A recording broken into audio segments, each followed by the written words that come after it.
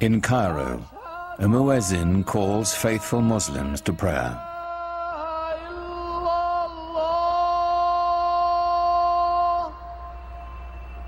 It's the same call that sounds 5 times a day, every day, in cities across the world.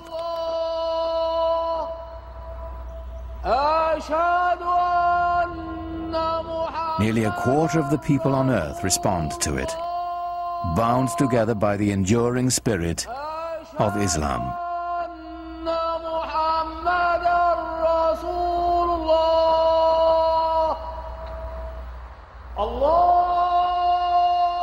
God is most great, the muezzin calls. I testify there is no other God but God. I testify Muhammad is the messenger of God.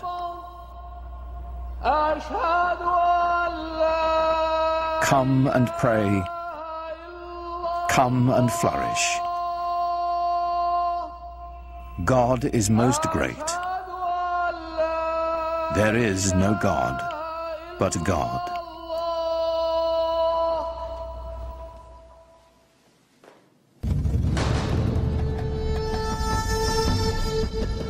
In the unfolding of history, Islamic civilization has been one of humanity's grandest achievements. A worldwide power founded simply on faith. A spiritual revolution that would shape the nations of 3 continents and launch an empire. For the West, much of the history of Islam has been obscured behind a veil of fear and misunderstanding. Yet Islam's hidden history is deeply and surprisingly interwoven with Western civilization. It was Muslim scholars who reclaimed the ancient wisdom of the Greeks, while Europe languished in the Dark Ages. It was they who sowed the seeds of the Renaissance, 600 years before the birth of Leonardo da Vinci.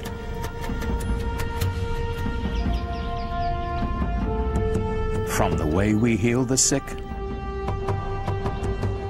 to the numerals we use for counting, cultures across the globe have been shaped by Islamic civilization.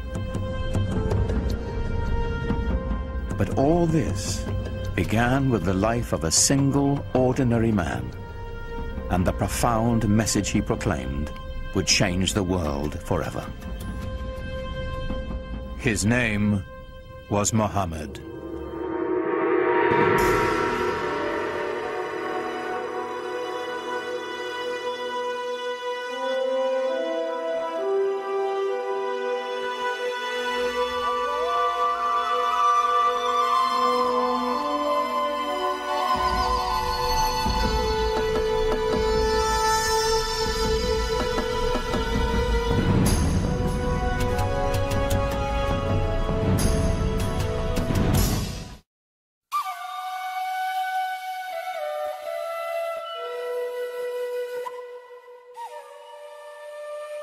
To Muslims, the life of Muhammad is a story revered, in its mysteries as much as its certainties, that our beliefs held sacred. Whatever we can tell about the Prophet, of course, is screened through the filter of what has been preserved over the centuries and what people have wanted to preserve. And it's very difficult to pull out from all of these different sources that are very adoring and the ordinary human being, that the person that he was.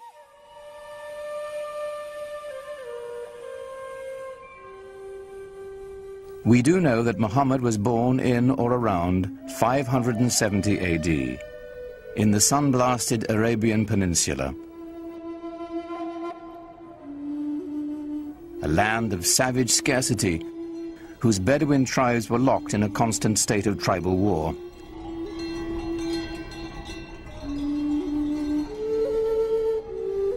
While still an infant, Muhammad's parents gave him his first taste of life in the desert. Muhammad was from a town, Mecca, but he was sent off to live with the Bedouin because the people, even in the town of Mecca, felt that the Bedouin were the holders of the deeper cultural Arab values. And the Bedouin view the townspeople as having lost their really authentic roots in Arab culture and the poetry and animal husbandry and all the things that they do so well. By the time Muhammad was 6, both of his parents had died, and he was taken under the protection of his uncle, chief of his clan. Being an outsider gave him a singular perspective. He'd been orphaned early and developed very early on a passionate sense of concern for those who are left out of society. To be orphaned in a tribal society where clan and family relationships are your keys to everything, success, status, honor, dignity, is to face what it really feels like to be marginalized. And that obviously had a very deep impression on him as a young man. In some ways, it was detrimental, of course, to grow up without parents, but in other ways, he was so adaptable. He had many parents, he had many fathers, he had many mothers, so it made him a child of everybody. Muhammad's clan, like Arabs all across the Arabian Peninsula, would share the stories that had been told and retold for generations. Pre-Islamic Arabian civilization was largely an oral culture, and was tremendous respect for and admiration for people who could express themselves orally, and especially those who could recite poetry almost at the drop of a hat. Some of the most important people in a tribe were the poets.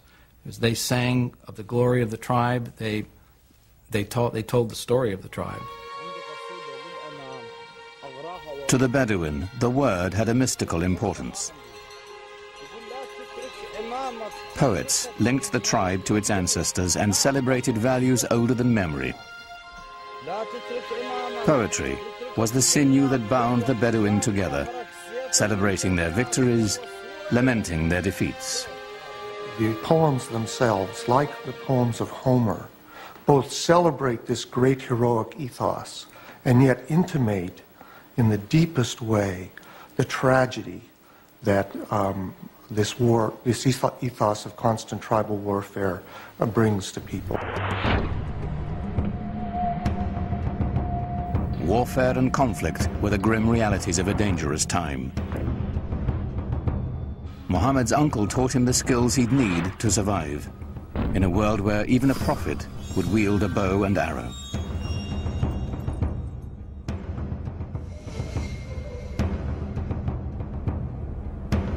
In a wilderness punished by the elements and bereft of water, rivalry over a single well could provoke a blood feud for generations. A real rivalry, real battles, and sometimes quite bloody. So the allegiance of individuals was to the family, immediately, and at a larger extent to the tribe. Without the tribe's protection, no one could endure. Scattered across the peninsula were countless factions, all embroiled in bitter struggles, each defending its precious grazing lands, trade routes, and most importantly, its wells. Well, you have to understand, and most of the lands are dry. And so water is something that's everyone always considers precious. For those of us in climates that are more heavily watered, it's difficult to understand the depth and the centrality of the symbol of water in societies that are desert and in which it only rains once or twice a year, and in which a little water makes the difference between life and death.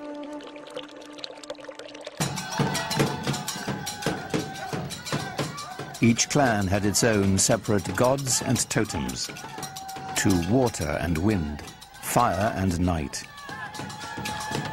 They were kept in the caravan town of Mecca, in a shrine of wood, stone, and cloth. It was called the Kaaba, the Arabic word for cube. Pre-Islamic Arabs worshipped a number of spirits, and they were generally nature-oriented spirits, sometimes associated with natural features like trees or rocks or springs. And the Kaaba in Mecca was one of a number of these sanctuaries centered around a particular cluster of deities.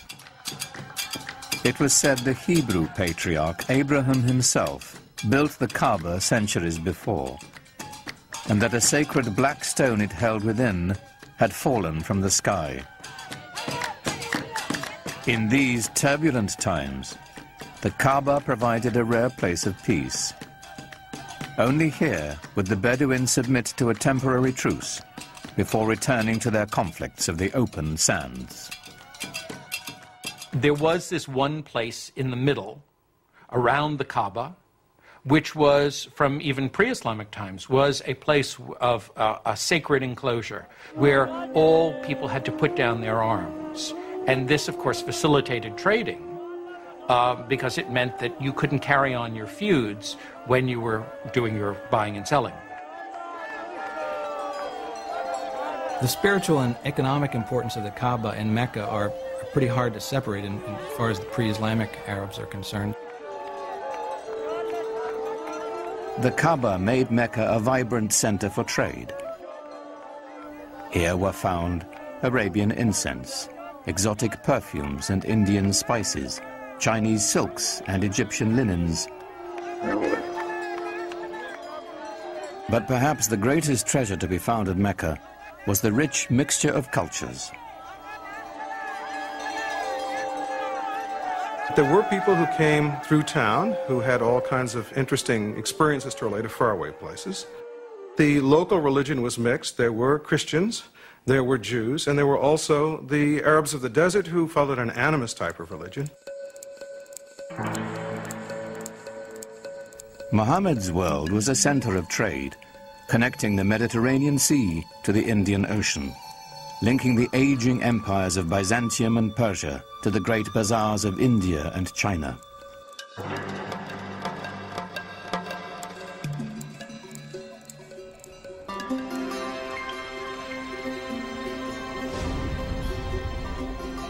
Muhammad became a merchant. In fact, he had a great flair for trade. At the age of 25, while leading a caravan northward to Syria, his talents caught the eye of the shipment's owner, a wealthy widow named Khadija. She was so taken with Muhammad, she proposed marriage. Ah, Khadija. Well, I think she was a mentor as well as a wife, a very strong lady who had her own business, and Muhammad was helping her out. So it was a wonderful partnership, and I'm sure he learned a lot from her. He had a tremendous amount of contact with merchants coming from different parts of the world, passing through the Arabian Peninsula. I think he was a very intelligent man, very open-minded, and he was able to communicate with a great variety of peoples. He must have had great charisma as well. Muhammad had a way with people and with resolving their disputes. Once, when the Kaaba fell into disrepair, the clan chieftains quarreled over who would have the honor of putting the sacred black stone back where it belonged. Before violence could erupt, Muhammad proposed an equitable solution.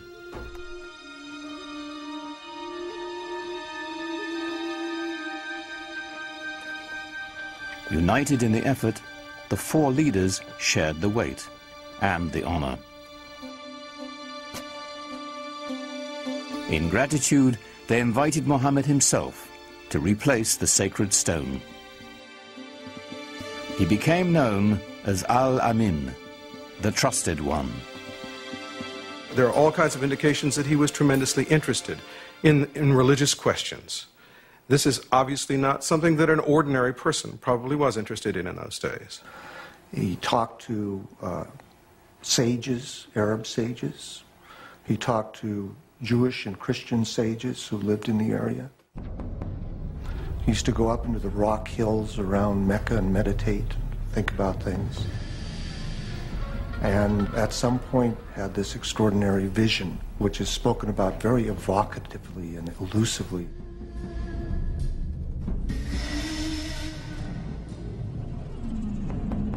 In a cave above Mecca, Muhammad had an experience that would be the defining moment of his life. An angel was said to appear before him in the form of a man, instructing him to recite in the name of God, the Almighty.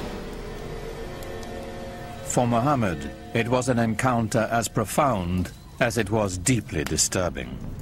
You get a sense of what it would be like to be a normal person in society, perhaps unusual in the sense of your intensity for things like social justice and finding out what the meaning of life is, but not being endowed with anything that would seem miraculous by your friends. And all of a sudden having this voice come to you and then come out of you as you speak it and recite it to other people. And that is the beginning of the prophetic career of Muhammad.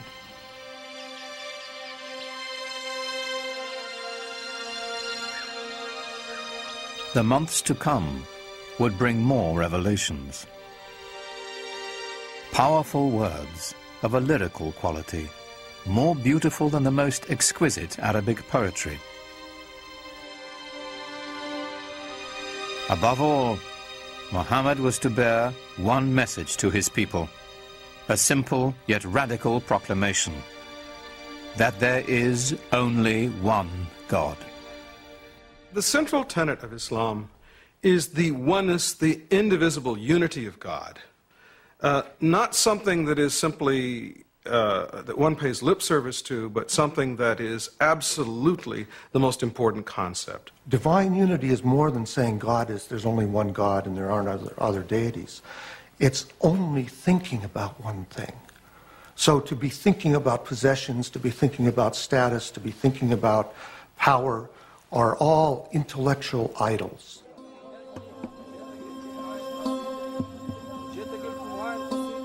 The implications were staggering. One God meant one people. No more tribal divisions. To the poor and unprotected, the prospect was revolutionary. Seems to me that one of the most important things in his early teaching that isn't often talked about is the strong social justice message that he delivered. In Mecca of the time, there was an increasing separation between the haves and the have-nots. He insisted that this was not to be and that we should share the wealth, and it was this social justice message that I think that really got him a hearing among many of the folks. So coming with Islam, it was a new order, a new way of life.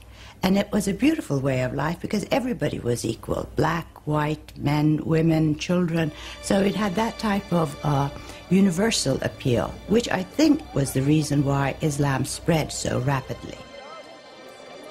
Many were moved by Muhammad's message as he began to speak out in the community. It had the suppleness and symbolic depth of the great pre-Islamic poems that had been created by this people and that had given this people in Arabia such an extraordinary ear for verbal expression, where verbal expression was the commanding cultural force. Some people called him a poet, and there's a Quranic surah basically saying, Muhammad is not a poet. Poets speak through desire. This is not the voice of desire, this is the voice of God. Muhammad's following began to grow. They called themselves Muslims, for those who surrender to God. They set out to preserve the message Muhammad had brought. This was the beginning of the Quran. The Quran was revealed orally, but very soon people realized that it had to be written down in order to make sure that it wasn't corrupted and that the original message was maintained. And from a very early date, and it's very unclear when that date was, because no early manuscripts of the Quran survive, people began copying it down. The Quran is a revelation of spiritual teaching, of both ethical and social guidance. It was revealed and remains in Arabic. What's so extraordinary about the Quran is its naturalness, so that it can say the most powerful cosmic things with a sense of intimacy, so that power and tenderness come together constantly in the Quranic language. With words alone, the Quran delivers its vision to the faithful. Its imagery conjures a picture of the afterlife that resonates with all the power of traditional Bedouin poetry. Imagine yourself in the desert, surrounded by dust, by the glare of the sun. You wear cloaks to cover your body because the wind will just sear your skin right off your face. And you walk into an oasis. The temperature drops dramatically. There's a quiet there. The wind is no longer howling. Everywhere you look, you see green and color. The world of water and paradise are symbolically tied to one another. And the Quran can conjure that up with just a few briefly chosen words.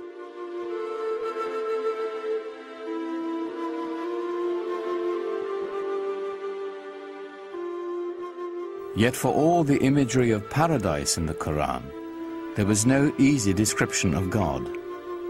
The mystery would remain. It's very difficult to talk about God without reifying God. Reifying to make God into a thing, or anthropomorphizing God, to make God into a projection of our own human self.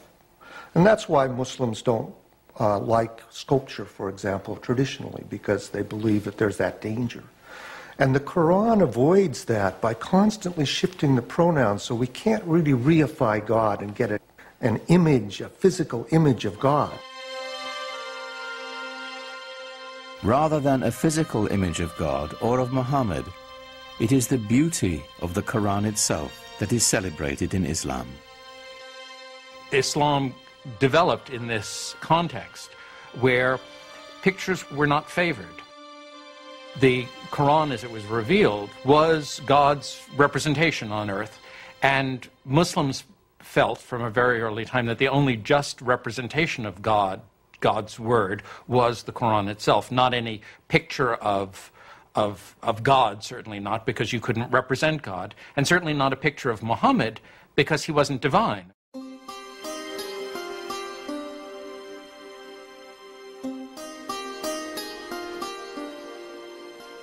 At certain times and places, people did make images of the Prophet Muhammad, but these are not religious images. These are not images meant to be worshipped. They're not images of a saint or of God.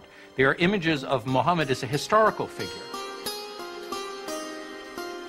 He's sort of given honor by having a very bright blue background or a white cloud near him, but he's not otherwise distinguished from the other characters in the story. At other times, people did represent the Prophet, but he was always represented with a white cloth over his face to hide his face, so that there were different approaches to doing this.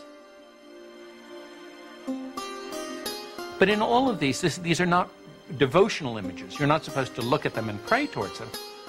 You're to learn more about the history of your religion, with the emphasis on history from them. As Muhammad's community grew, so did the opposition. People, of course, were skeptical and said, look, if you're a prophet, where's your miracle? And the prophets in the Quran, Moses had miracles, Jesus had miracles. Where's your miracle? The Quranic answer to that challenge is, this is the miracle, this Quran. But that wasn't miracle enough for the people who defined themselves by the gods of their ancestors and the totems of their tribe. Their doubts increased. The idea of life after death appalled them. So the Quran presents people as really being skeptical. You mean to tell me that after I die and my body has gone back to the elements and I've been putrefied, that I'm going to be put back together again and brought back to life? That, of any of the messages in the Quran, that struck the people of Arabia as being the most hard to believe. Muhammad also spoke of eternal damnation for the unjust. He used the language of apocalyptic imagery, talking about the signs of the ends of time, when the mountains crumble, when the skies are rolled up like scrolls. Then you will know what responsibility you bear for your actions. There are references to those who are unjust going to the fire. To the non-believers, the divine reckoning Muhammad invoked was an outrage. His dismantling of their heritage and customs, deeply unsettling. It was a threat in several ways, to their social order, to their age-old traditions, and an economic threat because of the importance of the pilgrimage shrine of the Kaaba in Mecca. As Muhammad's following increased, the social fabric of the caravan city began to unravel. Business suffered as pilgrims and traders, worried for their safety, left town. The tribal leaders decided Muhammad and his message must be removed permanently. They didn't want him taking over. They didn't want him horning in on their control of the city. They made things very difficult for him, perhaps even plotted his assassination. They tried to keep him away from the Kaaba. They did everything they could to try to run him out of town. They demanded that Muhammad's uncle remove his clan's protection from the Prophet, which would clear the way for his murder without the threat of retribution. But his uncle refused. The battle lines were drawn. Nothing short of tribal war would settle the conflict now.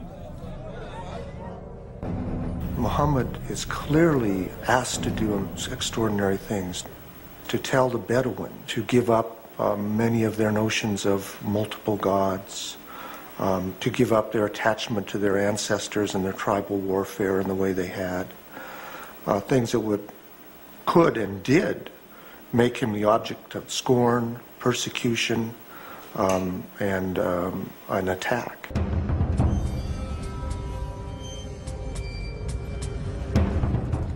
Muhammad's followers were forced from the marketplace and starved. Those without clan protection were tortured and killed.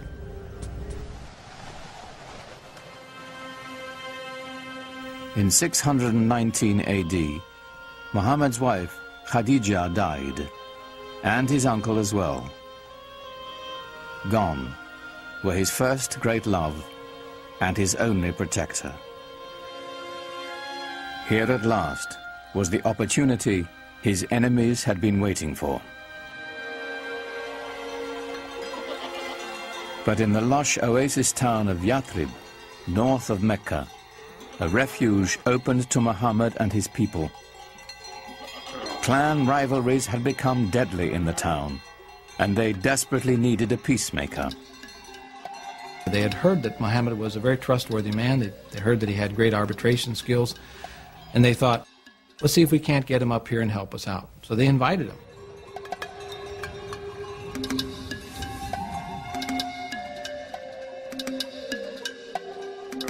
Muhammad agreed to travel to Yathrib and settle their disputes in exchange for a safe refuge for his people.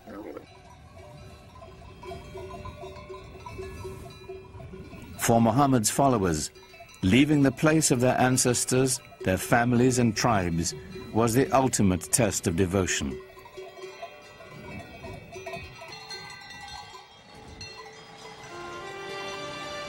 In doing so, they began a new community, a new tribe. For the first time, they were bound together not by blood, but by faith.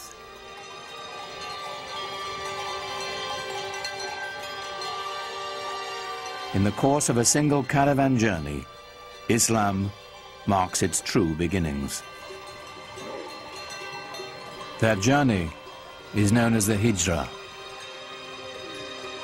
622 in the Christian calendar marks the Muslim year 1.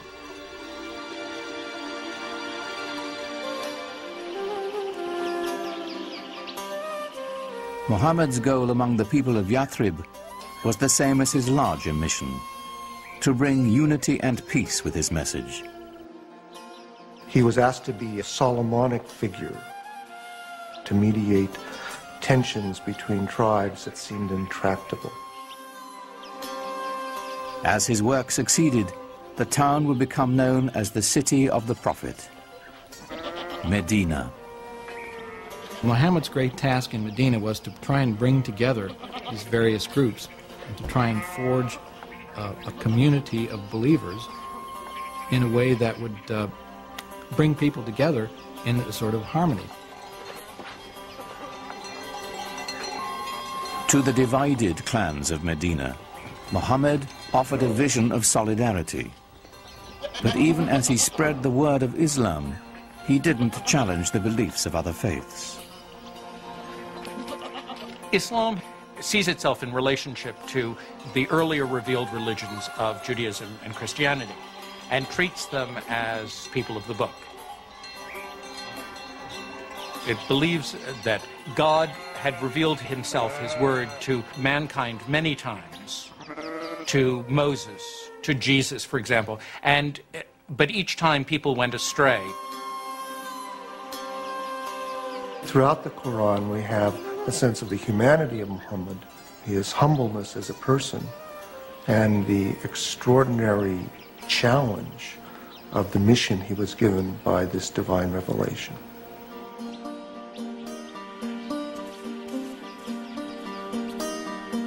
As the Muslim community grew in Medina, a life of simple devotion and ritual developed. A freed Abyssinian slave named Bilal was the first to call believers to prayer at Muhammad's house. Allahu Akbar! Allahu Akbar! It was the first mosque. Allahu Akbar! Allahu Akbar! Ashhadu an la ilaha illallah.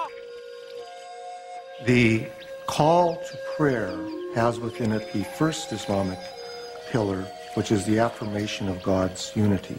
La ilaha illallah, that beautiful phrase which many Muslims chant over and over in their mind or vocally to constantly remind themselves of the unity of God and the unity of what we should focus on in our life.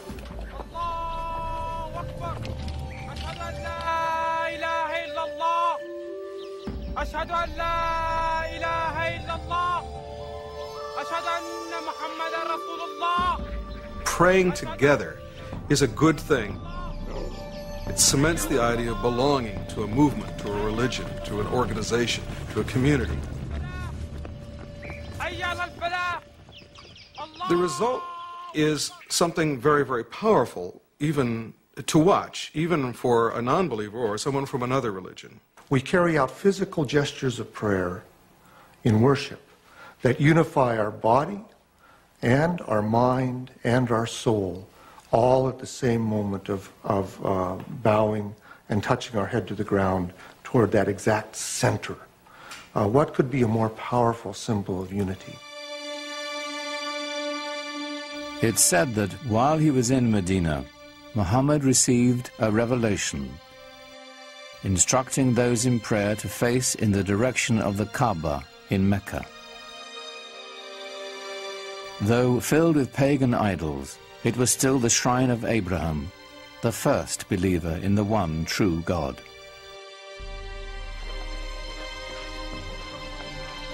But even as the Muslims were praying toward Mecca, their enemies there were rallying in force. Their goal, to wipe out the Muslims.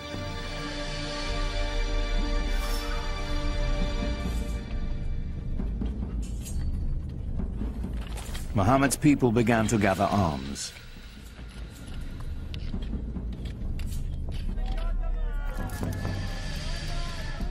Though the Muslims prepared as best they could, they were outnumbered and outmatched. They mustered a force of only 313, mostly old men and boys, with few weapons. While the approaching Meccans were heavily armed and 1,000 strong.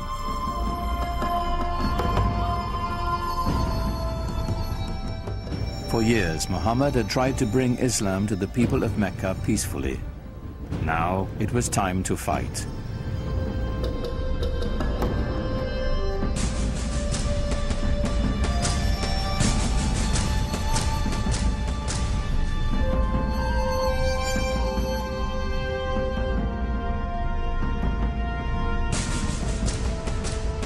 The Muslims faced their own tribes, brother fighting brother, son against father. Yet they came armed with a powerful weapon, a passionate belief in their faith. Muhammad's troops fought with every confidence that God's will was guiding them.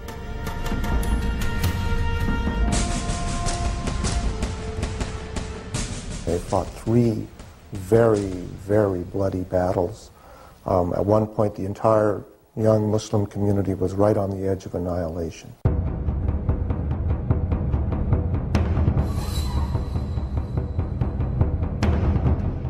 For 3 years, the Muslim army held out against staggering odds.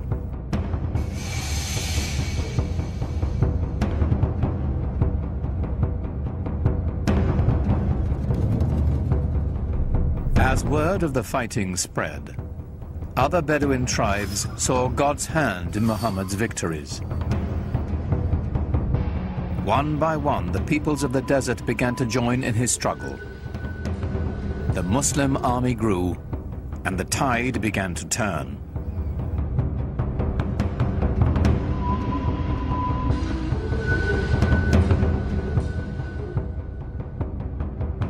The Muslim forces advanced to the outskirts of Mecca. It was a furious siege that lasted for nearly a month. Until, finally, the city fell to Muhammad.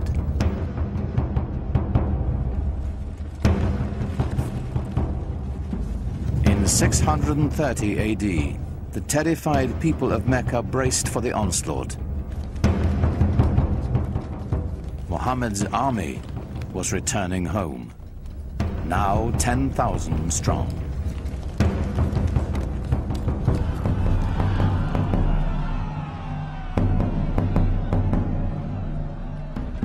The vanquished knew the terrible fate that awaited them. According to the modes of tribal warfare, the Meccans could expect a big revenge. The men are usually killed, women and children are sold into slavery. There's little pity for the loser in a tribal war. Of course, that's standard around the world.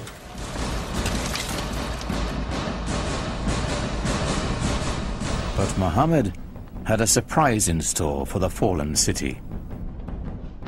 When Muhammad came into Mecca, and not only did not carry out a bloody revenge, but actually embraced the very Meccans who had fought him for 3 years and attempted to annihilate him, it was very shocking to the people in his milieu.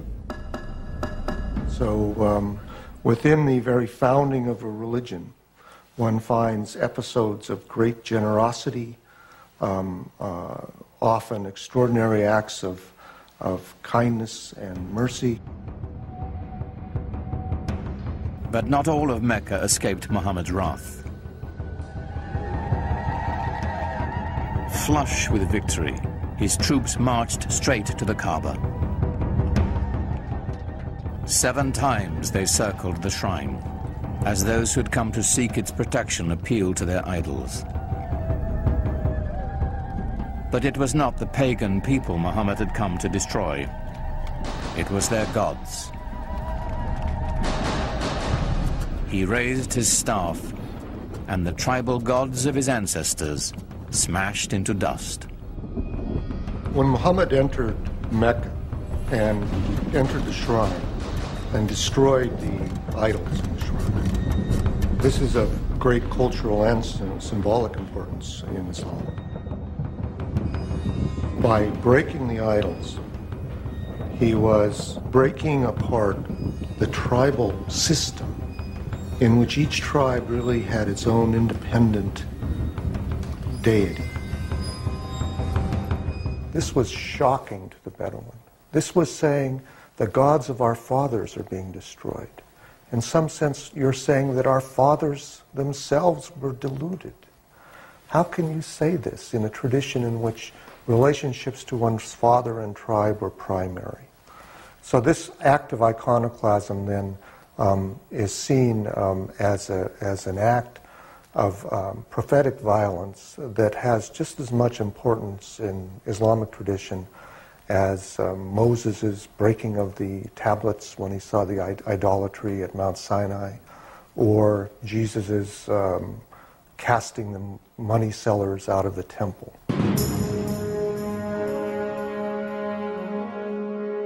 The destruction of the idols was a new beginning, a breaking from the past and the creation of a powerful new force.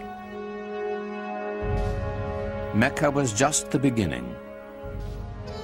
One after another, the tribes of a nation were summoned to the fold and united under the banner of Islam.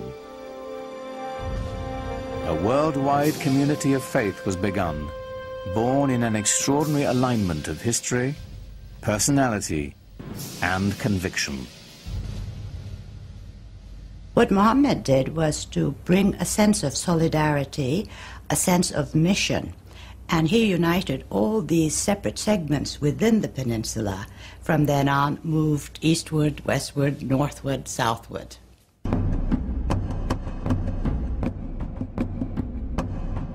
The Muslims turned to the north, swept into present-day Lebanon and Syria.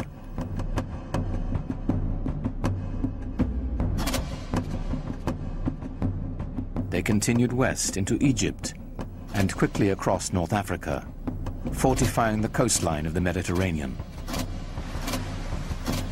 Only the seas stopped them. Its growth was so explosive from 622, the year 1 of the Islamic calendar. Within 50 years, people whose father had been camel herders were now governing one of the major empires in world history. Within 200 years, it extended from Spain to China. The Muslims absorbed the Sasanian Empire of Iran and 2/3 of the Christian Byzantine Empire. By now, the empire was larger than Rome.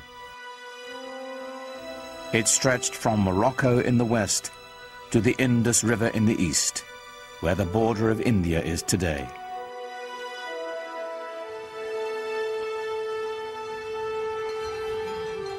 How had it happened that so small an army could conquer an area so large, so fast, so easily? Islam's success in expanding into the central Middle East and across North Africa was due in large part because people were fed up with previous regimes. So the idea that Muslims were going across the world saying convert or die is really not accurate, not at all. That it didn't have a heavy hand. They didn't rule with a heavy hand. They allowed the conquered peoples to maintain their their administrative structures. They allowed the Christians and the Jews to maintain their religious law and to be governed by them. And so, in many cases, conquered peoples did not feel the presence of the new regime very heavily. Certainly for individuals who felt themselves exploited or downtrodden by an oppressive and even sometimes parasitic priesthood, the idea of Islam being a religion essentially free from clergy must have seemed very attractive.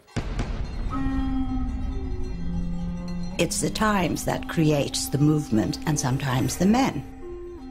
The Roman Empire had collapsed, the Byzantine Empire wasn't strong enough. There was a need for a new vision, a new way of looking into life. And I think what happened at that time, Muhammad's mission, filled the void that the societies wanted. They really wanted some sort of solidarity in their lives. The lessons of the Quran, so successful for the Muslims in Medina and Mecca, were playing out on a global scale. As the conquest swept through Syria, the Muslims held their Friday prayers in the Church of St. John the Baptist in Damascus, allowing its Christian congregation to continue their services on Sunday. Side by side, the two faiths shared the same building, in peace.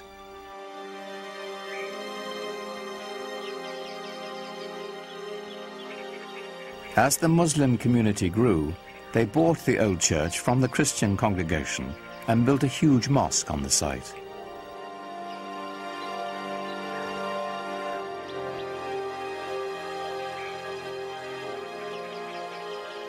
With Byzantine artisans, they decorated it with golden mosaics of an Islamic paradise.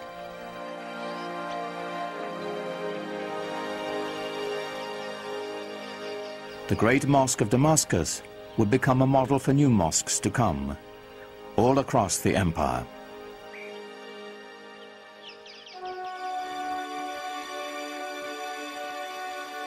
The Arabs transformed their conquered lands, maintaining, improving, or expanding the infrastructure.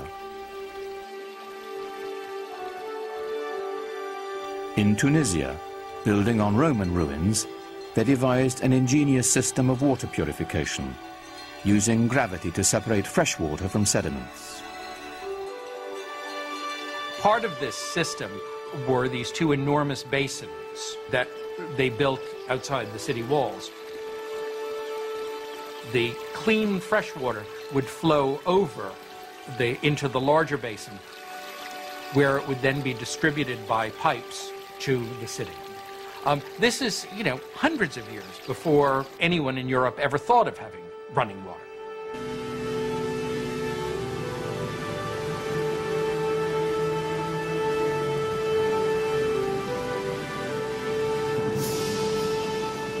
All over you find schemes for bringing water from the mountains where there was more water to the plains where there might be less water.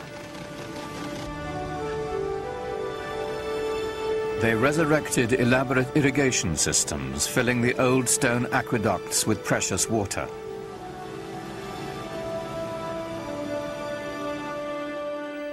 Agriculture flourished as life-giving staples like wheat were introduced to the Mediterranean region.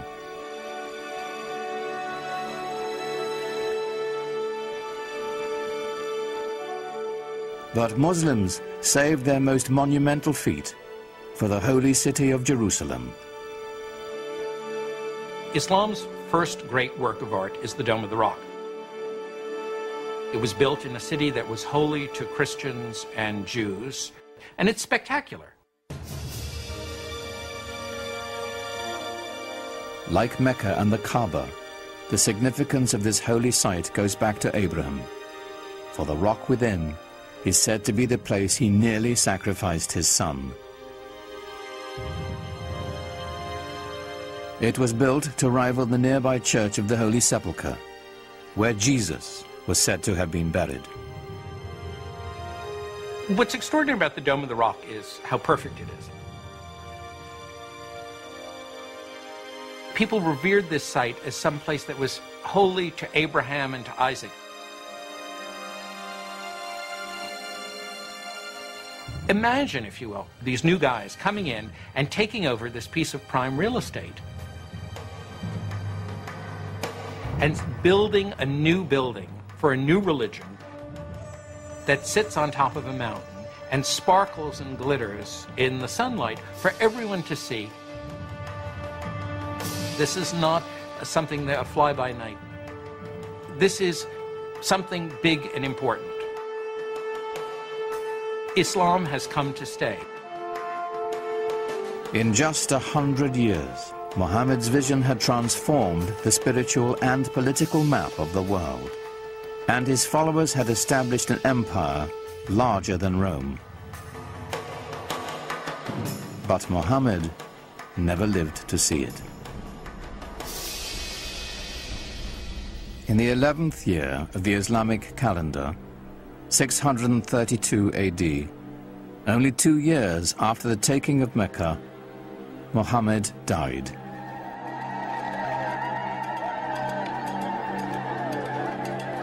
Medina fell into despair. For days, the city was consumed with sorrow and ceremony. He's known to have said that he wanted to be buried very simply, with no marker over his grave. He didn't want people to worship his grave. That would interfere with their worship of God. God had spoken to them only through Muhammad. Now that the Prophet had left them, perhaps God would as well. Muhammad's death set up a crisis in the young Islamic community. The question of succession was the first thing that really occupied people's concerns. At this point, there was a divergence of opinion as to how the community should go about choosing a new leader. According to the Shiites, the faction, the Shia of Ali, Muhammad had indeed designated Ali, his son-in-law and cousin, as his successor. The opinion that came to be the majority opinion, or the Sunni opinion, held that Muhammad had not appointed a successor during his life, but had said, after I'm gone, choose one from among your peers, from among the elders. And from the house there came out the man who would be his successor, Abu Bakr. And he addressed the people and said, if you worship Muhammad, know that he is dead. If you worship God, know that he lives forever. Here was the secret to Islam's strength and profound influence.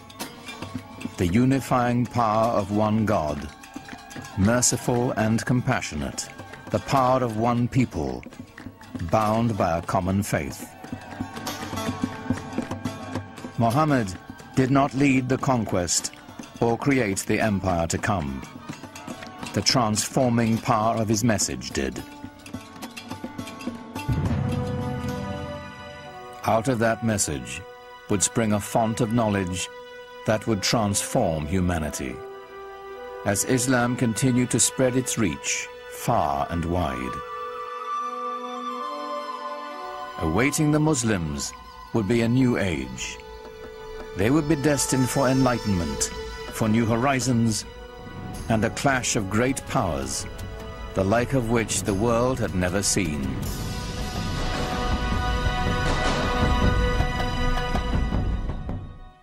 During the 7th and 8th centuries AD, a powerful new faith was about to change the world, the faith of Islam. Its followers launched a conquest not only by the sword, but with the power of ideas.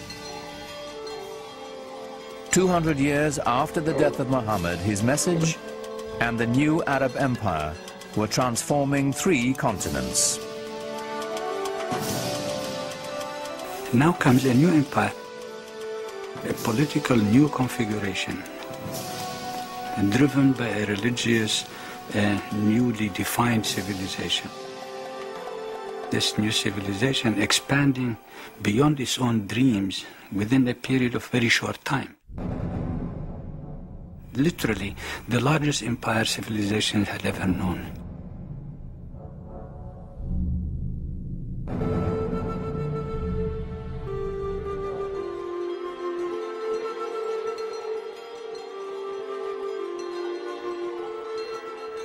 The Arabic word for conquest, fatu, literally means openings.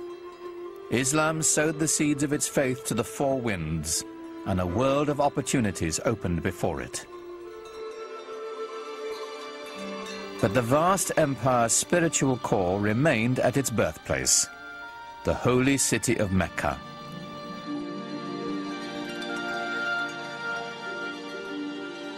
From every corner of the Muslim world, the faithful embarked on the traditional journey to Mecca, a sacred pilgrimage known as the Hajj. The pilgrimage became a central devotional and ritual feature in Islamic life. In fact, since the life of Muhammad himself, the pilgrimage has symbolized, probably more than any other Islamic ritual activity, unity among all people and equality.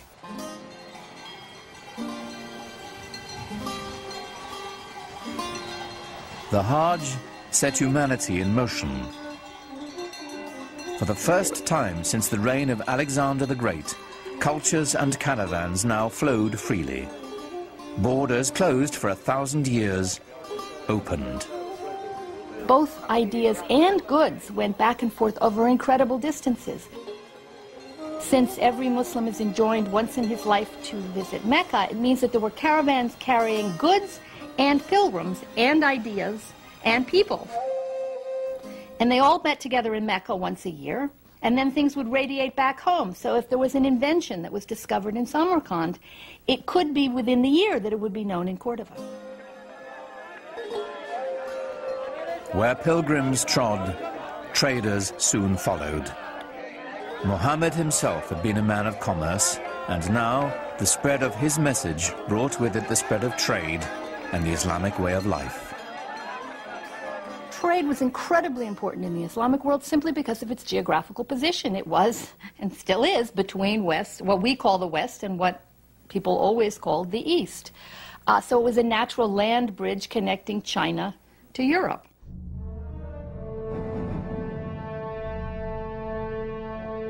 In only 2 centuries, Islam had extended its reach from Spain all the way to the edge of India.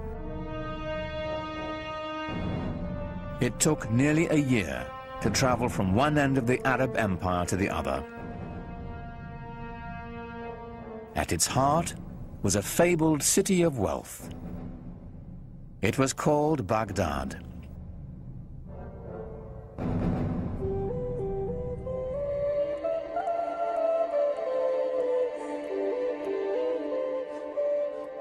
The palaces of ancient Baghdad have been lost over the centuries, but in its glory, it rivaled ancient Athens or Rome.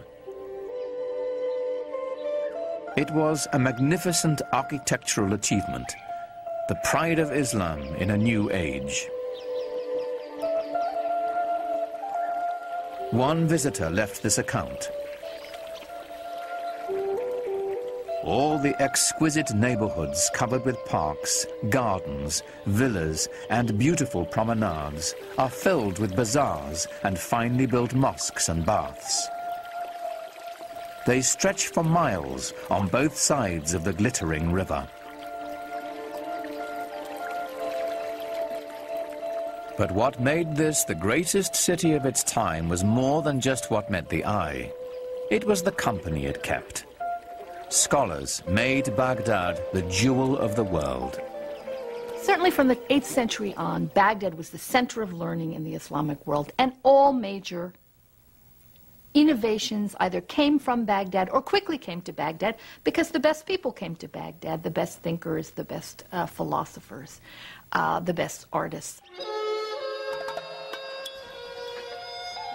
They came in search of answers to pragmatic questions.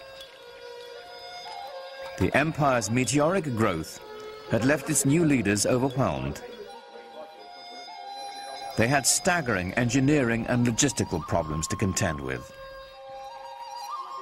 Solving them would take the greatest minds of the day.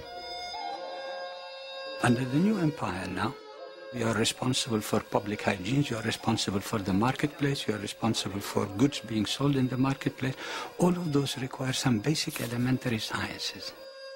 This new civilization having a need for science really stems from the need to run that empire. The best minds rose to the call. The finest were welcomed at a center of scholarship, Baghdad's renowned House of Wisdom.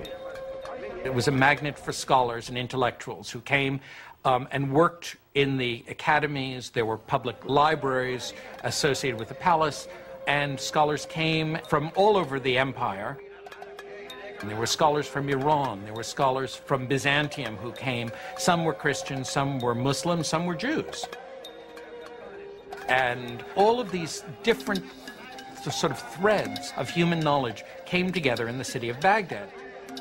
So the net effect of this is that you've got human individuals from radically different cultural traditions being thrown into the same crucible. The challenge that greeted these scholars was daunting. The great works of the ancients had to be transformed into a wholly new body of knowledge.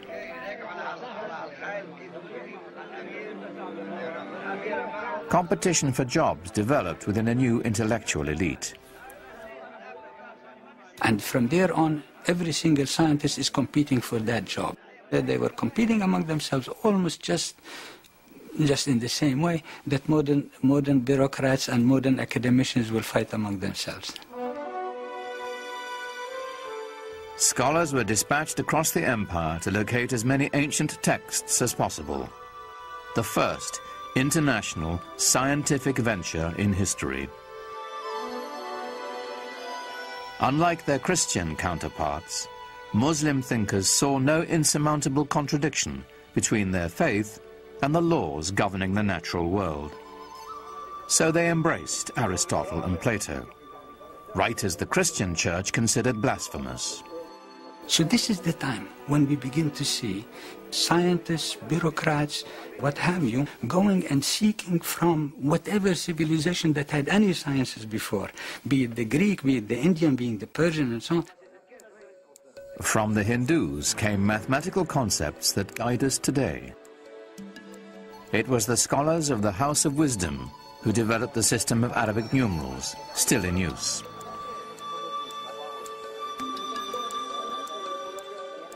It is they who translated and transformed the writings of the Greeks and made a gift of them to the modern Western world. The Renaissance had its beginnings in Baghdad.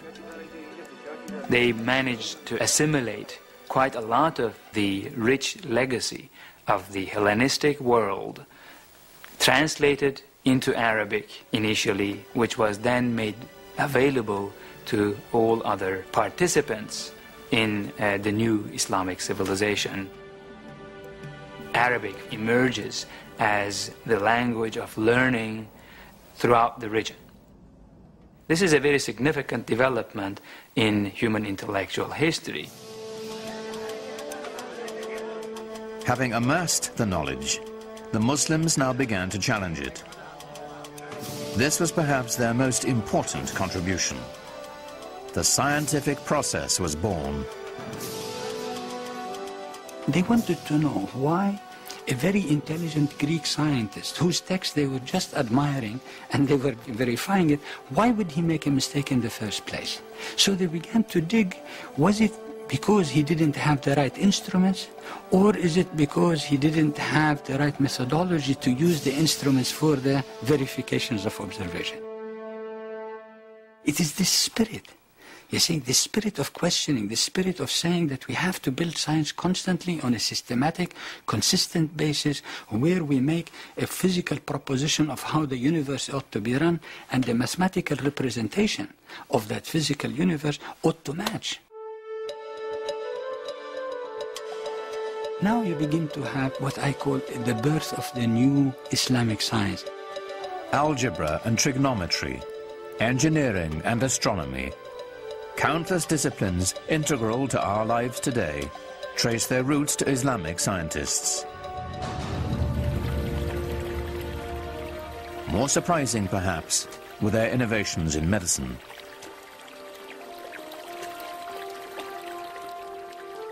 At a time when Europeans were praying to the bones of their saints to cure their illnesses, Muslim physicians developed an innovative theory that disease was transmitted through tiny airborne organisms, the precursor to the study of germs. They determined that sick patients should be quarantined and then treated. This is the basis of the institution most fundamental to medicine today, the hospital. Funded mainly through religious endowments, Muslim hospitals had separate wards for patients suffering from different kinds of disease. Even mental illness was treated. Their studies of anatomy were so sophisticated that they remained in use by Muslim and European physicians for 600 years.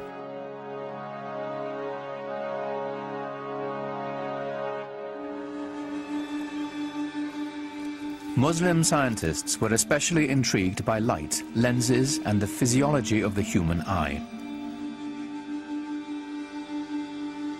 The father of optics was a Muslim named Ibn al-Haytham. His work with lenses eventually led to the invention of the modern camera. He produced the first treatise that ventured to explain how the eye actually sees.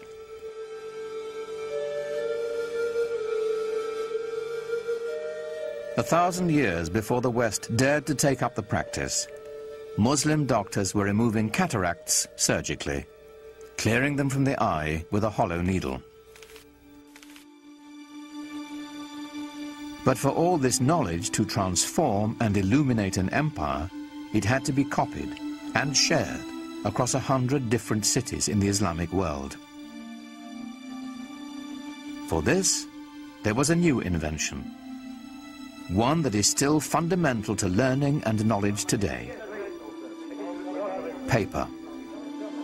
Around the year 700, 750, when Muslim armies reached Central Asia, they encountered paper for the first time. And very quickly, the Muslim bureaucracy started using paper. You find that, within 50 years it's in Syria, and then a few years after that it's in Egypt, and then it's in North Africa, and then it's in Sicily, and then it's in Spain. And that's where Europe learned to make paper from. They learned to make it from the Arabs. We begin to have people with family names like papermaker. So in other words, not only that paper was available, it must have become a very, very widespread industry. And hence, the acquisition of books must have also become very easy. With the wide use of books and paper, hundreds of scribes, some of whom were women, were kept busy transcribing the translations and new writings of the Baghdad scholars. All of this knowledge that's being acquired from the Greeks and from the Indians and from Central Asia and stuff is all being written down in books on paper, and that these books are being copied and recopied and sent around. We know, for example, that there was a street of booksellers with more than 100 shops, each one with paper and books for sale. And this is a time when, in Europe, a monastery would be lucky if it had 5 or 10 books. While the monks of the West were hoarding their wisdom on scraps of expensive parchment, paper enabled Islamic civilization to spread its newfound knowledge far and wide, creating a single community linking 3 continents. So the chief distinction, therefore, of Islamic civilization, in addition to the fact that it made new leaps of originality, new transformations in traditions of learning and everything else possible, is the fact that it enabled human beings to consider the possibility of thinking about the globe as a single unit, humanity. In all the broad empire, there was one place the Christian world could experience the lifestyle Muslims now took for granted: southern Spain.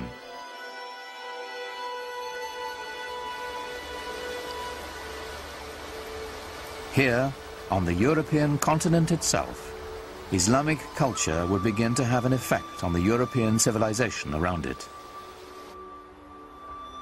1,000 years ago, the Spanish city of Córdoba was a center of learning and culture that rivaled Baghdad. Today, Córdoba's narrow lanes hearken to its medieval past. During the Dark Ages, this was the most prosperous and sophisticated metropolis on the continent. It had streetlights and paved roads, libraries, hospitals and palaces. This was a city of light, a Muslim city. The city of Cordoba in the 9th and 10th centuries was one of the biggest and most exciting in Europe. We have descriptions of it by people coming and saying, all these flowers everywhere, this open streets, this wonderful light coming down. Northern cities were dark. Cordoba had running water. People lived in big houses. In contrast, in Paris, people lived in shacks by the side of the river. The glory of medieval Córdoba is here, in what is now the great Roman Catholic cathedral in the middle of town.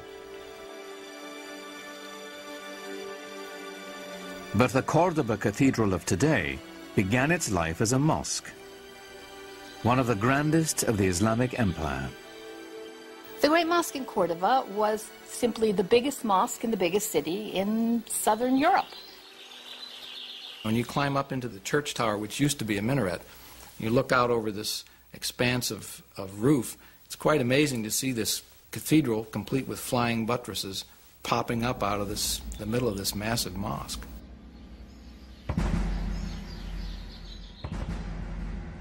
Many people came to visit it to view the wonders of the mosque, which had rib vaulting, the kind of vaulting which is like this, and which 100 years later, by a mere coincidence you might think, but not at all a coincidence, appears in the Gothic cathedrals of Northern Europe, in Lincoln Cathedral, in Chartres Cathedral in France. Where does that come from? Obviously influenced by the great Mosque of Córdoba in the south of Spain. For the occasional European Christian traveler, Córdoba was their one opportunity to glimpse the Islamic world. What they saw was shocking. Most of Europe at that time languished in poverty and squalor. Córdoba was a pageant of prosperity and enlightenment.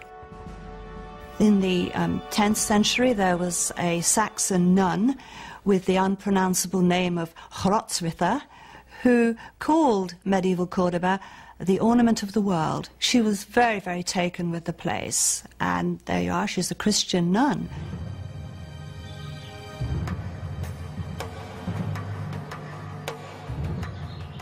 As Europeans made their way from the cold stone of their northern castles into the glorious Muslim cities of southern Spain, they couldn't help but be impressed. In the green hills above Granada was a palace of startling elegance, a shining example of the richness and sophistication Islam brought to medieval Europe. It is called the Alhambra. The Alhambra is perhaps the most famous example of Islamic architecture to most Westerners. It is the best remaining example of what a medieval Muslim palace would have looked like.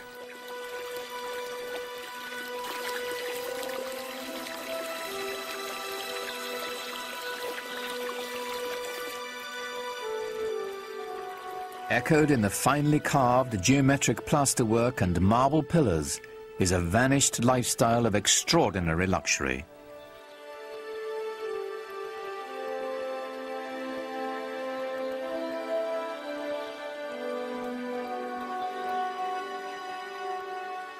The Alhambra reveals the pinnacle of Islamic culture and urbanity. The beauty of the Alhambra is not so much in the individual details. No, it's more the combination of everything. That is, this wonderful sort of orchestrated interplay of different textures and surfaces, of light and space and water playing inside and outside of building.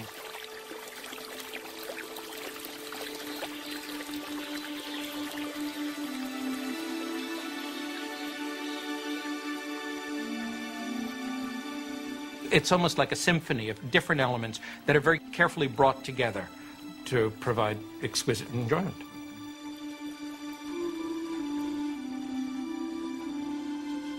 Here, the Muslim elite relished the good life. Reposing on lush carpets, surrounded by perfume and music, the privileged few debated the nature of God, the subtleties of Greek philosophy, or the most recent mathematical revelations from India, while they dined on spiced delicacies served on Chinese porcelains. They strolled the grounds through gardens irrigated by complex gravity-fed water systems.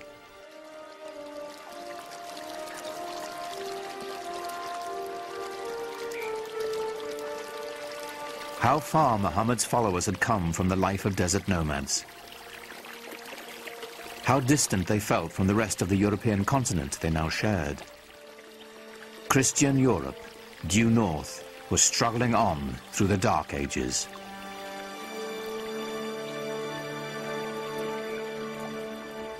But at the dawn of the 11th century, a tragedy in Jerusalem would put Muslims and European Christians on a collision course. Jerusalem was ruled by an Egyptian caliph, an infamous man named Al-Hakim. Al-Hakim was certainly a deviation from the norm. Clinically speaking, I suppose today we'd regard him as a madman, as someone who was simply insane. For 200 years, Christian holy places in Jerusalem had been respected and protected by Muslim rulers. In 1009, the Egyptian ruler Al-Hakim broke with that tradition. He ordered the holiest church in Christendom destroyed. And horror of horrors, he burnt down the Church of the Holy Sepulchre in Jerusalem. Now, nobody knows quite why he did it, and you can have your own theories about it, but the fact of the matter was that that sent shivers of terror and anxiety through Christendom. In a way, of course, Al-Hakim was the one exception that proved the rule for Christians that Christians had been speaking of for centuries, of Muslims as intolerant, mad, slavering heretics who simply could not be expected to abide by the rules of civilized human beings.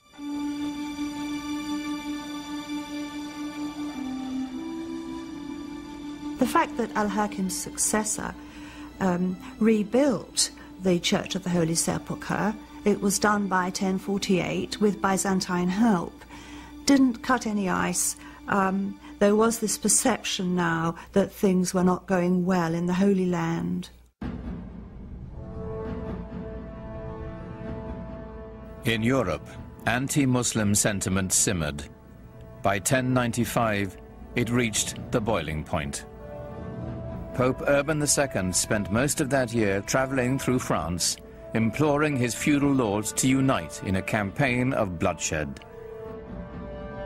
Hasten to exterminate this vile race from the lands of your eastern brethren, the Pope demanded. Jerusalem is the navel of the world. She cries out to be liberated. Christ himself commands it. So we've got a merging or a coming together of military service and religion, which served the purposes, if you like, of a pope who in 1095 made his famous call to crusade to rescue the endangered holy places in the East, and in particular Jerusalem.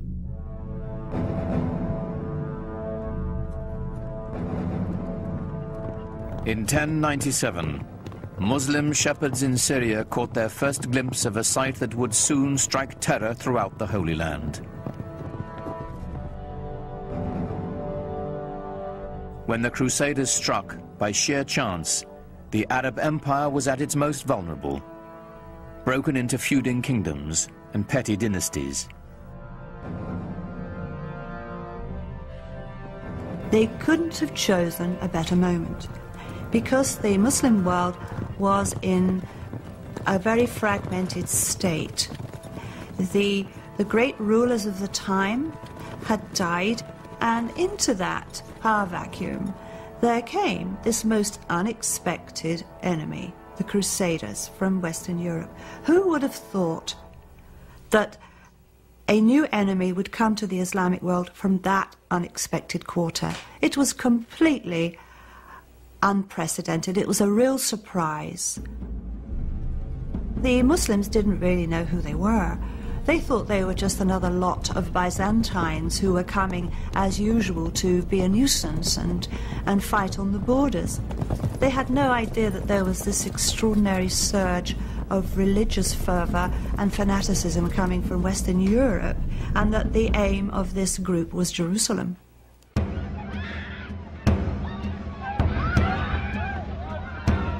History is haunted by days of incomprehensible horror.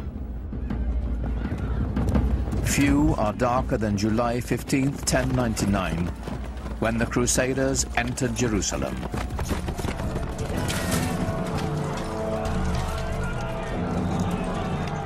The massacre must have been terrible. The fear, the fleeing of the population. It must have been horrendous.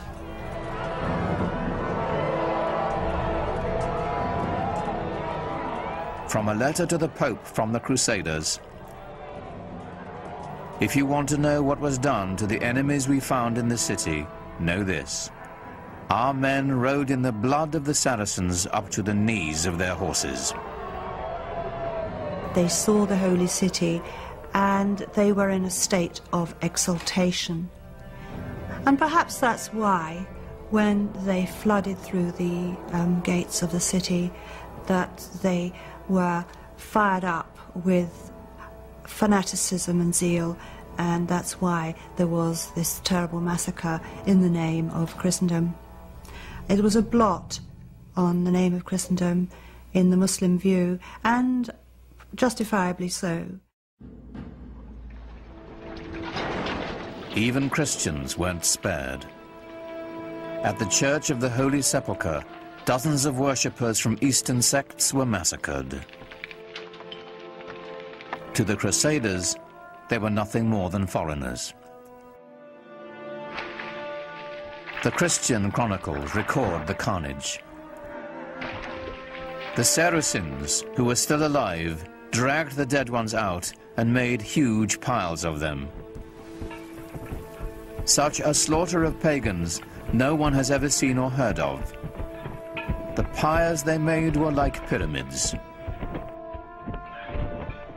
They shocked the Muslim world when they came. There are a number of extremely moving lamentations in poetry which date from that period.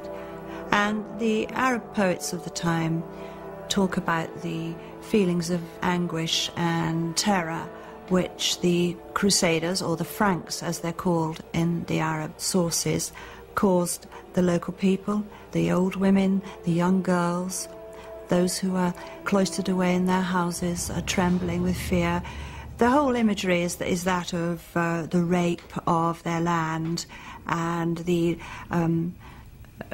terrible impurities caused by these barbarian infidels coming into their sacred space.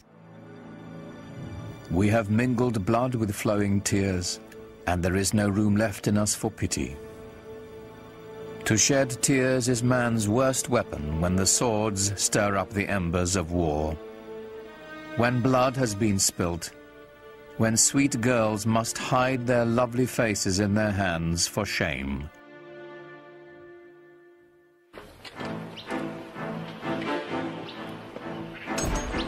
The First Crusade was over. Of the 100,000 men who began the campaign, most would eventually return to Europe, having had only a glimpse of Muslim life. The job of occupying Jerusalem and the surrounding countryside fell to the 20,000 who remained, indefinitely.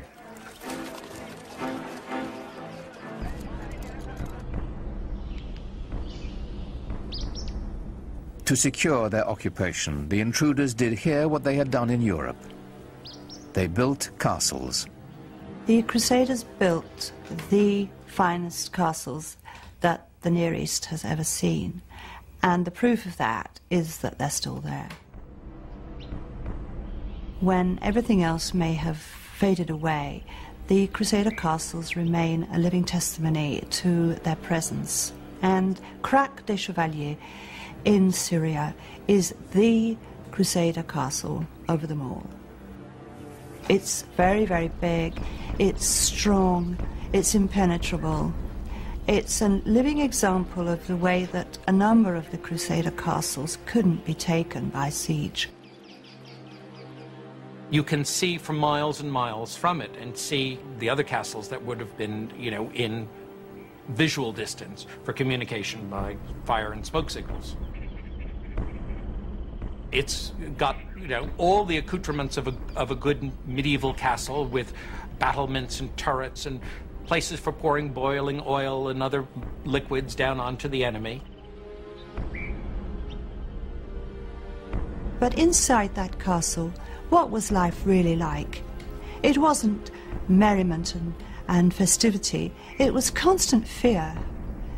You had to be on the lookout in case someone was trying to mine the castle or to climb over the walls with scaling ladders. The people outside, the population, the local peasantry, they were not friendly, so you had to watch their movements all the time. It was a terrifying place. The Crusaders made treaties and broke them. They harassed the traders who passed by their castles. As they raided caravans, the Crusaders learned of a luxurious lifestyle unheard of in Europe. Well, materially, the Crusaders were just blown away by what they found in the Middle East, and they took a lot of it back with them. Inlaid metalwork, textiles, silks, things like that they had just never seen in such quantities before. The good life. These things they brought back to Europe, some as souvenirs, and in fact there was a whole industry that developed in the Middle East of providing souvenirs for the Crusaders to take back.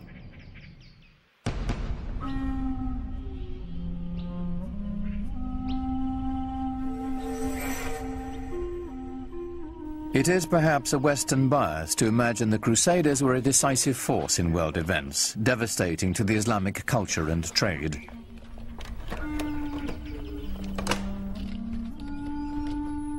The truth is, while the knights of the Crusades were bunkering down in their castles, Islam was spreading its influence and flourishing. Muhammad's message rang out as clear and strong as it ever had. Allahu Akbar!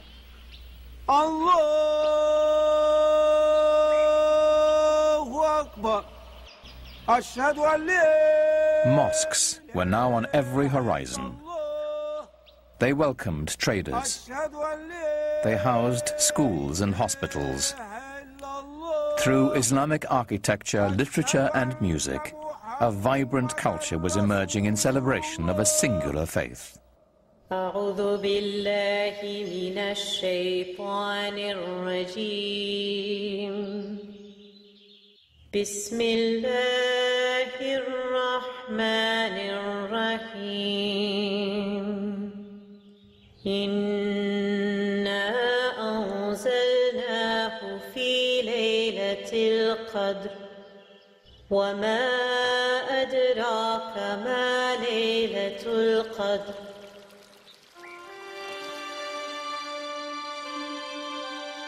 Faith had launched an empire. Culture was now enlivening it. But ultimately, what united it was trade. For the Muslims, trade, like science, brought innovation. Business was expedited by a revolutionary concept called the sak, a cheque that could be written in Spain and cashed in India. Writing a check assumes that someone's going to honor it and cash it at the other end, and that if you give the money or you have the money in one place, that someone will say, I have access to that somewhere else. So this implies that you have some kind of central bank or central loan organization who's going to be good for the money. So it frees up your ability to travel. It frees up commerce, because again, the money doesn't have to be moved from Samarkand back to Cordova in order to go back the other way the next year, so that you can base it all on trust and faith. And Muslims became some of the greatest merchants of Middle Ages. And the greatest craftsmen as well. From the Persians, Muslim blacksmiths learned how to fold steel to give it strength and flexibility. The swords made in Toledo and Damascus had no equal in the world.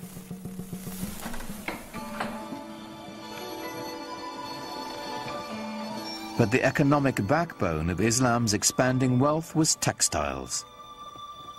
The demand for the products of Muslim looms was enormous, for cashmere, cotton and silk.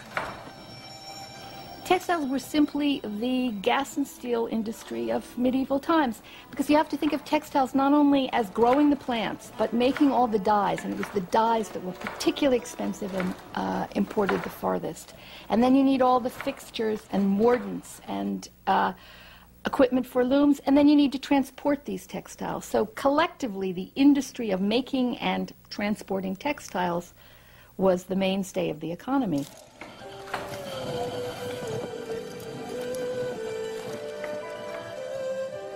While Europeans settled for coarse woolen and linen garments, Muslims wore brocaded fabrics of organdie, damask and taffeta, words that came into the English language from Arabic and Persian.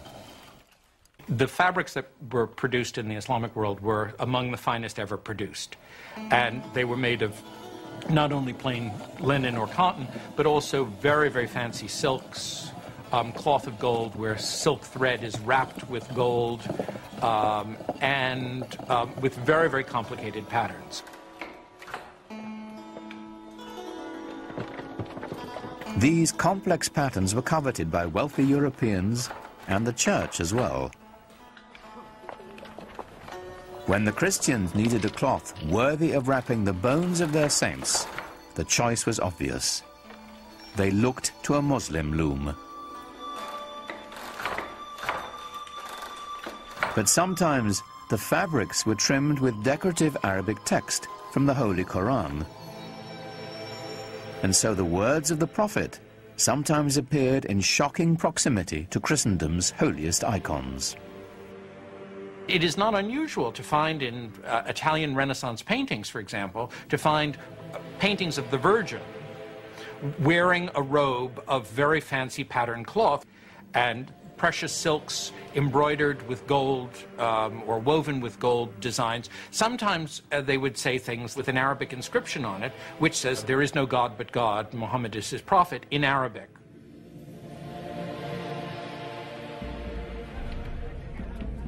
After almost 100 years of broken treaties and sporadic fighting, the Muslims reached a turning point in their struggles against the Crusaders. It came in the person of one of Islam's most celebrated figures. His name was Salah ud-Din, but the West would remember him and come to revere him as Saladin. There is certainly one thing that we must recognize about Saladin, and that is that he was successful where many others of his faith and of his part of the world had not been. That he possessed one unusual feature, in addition to his intelligence and his robust physical strength. He certainly seems to have been a great inspirer of his military followers. In 1187, Saladin amassed an army of 12,000 mounted warriors and lured the Crusaders out of Jerusalem onto a plain between two hills called the Horns of Hattin.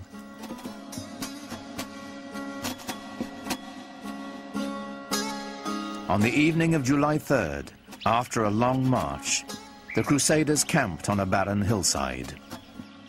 There was nothing but a waterless terrain. And we're talking about July, we're talking about the Middle East, we're talking about incredible heat and no water.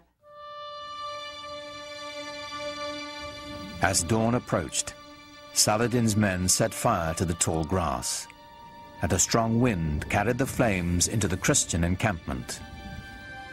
And very soon they found themselves surrounded, as in the Muslim tactic, by their enemy, and panic set in.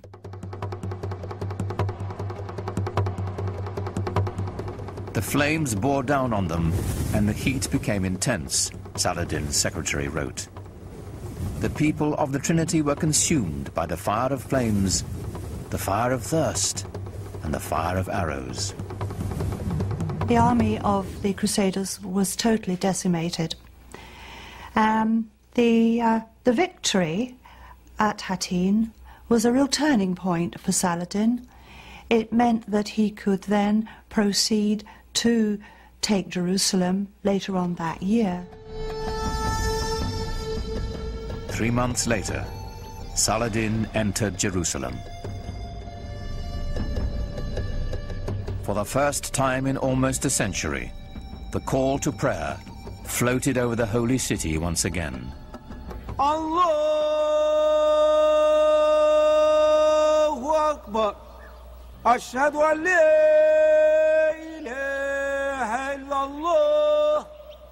Ashhadu an la. And yet, remarkably, Saladin leveled no retaliation against Christians or their holy places. In the Church of the Holy Sepulchre, Mass was celebrated as usual. Saladin also decreed that Christians who wished to could leave the city with their property. Those who chose to stay would be allowed to worship freely. When his reputation reached Western Europe of the way he had behaved in Jerusalem over the conquest, he gradually became the most famous Muslim of all time. Saladin's victory did not put an end to Western aspirations in the Near East. Other crusades would follow, though, as with the first, they would hardly have an impact on the larger Islamic culture. The Crusaders would eventually be driven from their citadels along the coast and return to Europe. Their only lasting legacy, a few abandoned castles. But the returning Crusaders found themselves changed by their contact with Islamic culture. The long-term impact on European life would be profound. They were just amazed by the material culture that they found there. I mean, the quality of the merchandise, the quality of the goods was far better than anything they could find at home, and they brought it home with them. They came back, for example, with a taste for highly spiced food. They imported pepper and cinnamon and other Oriental spices because their taste buds had been whetted by a different cuisine. We know that they found out the delights of using soap when they were in the Middle East, and it would appear that that caught on back in Europe. After the Crusades, many Europeans were far more open to the ideas of what was going on to the East, what was happening in other parts of the world. They simply couldn't be as insular as before. Lots of people were open to, well, what's out there? Let's explore this. Let's see this. New intellectual thoughts. Let's see what these people are writing. Let's learn languages. This is when people start to learn Arabic slowly in the West. As the barrier of language dissolved, ideas born in the great Muslim cities began to filter into Europe, ideas that would forever change Western thought.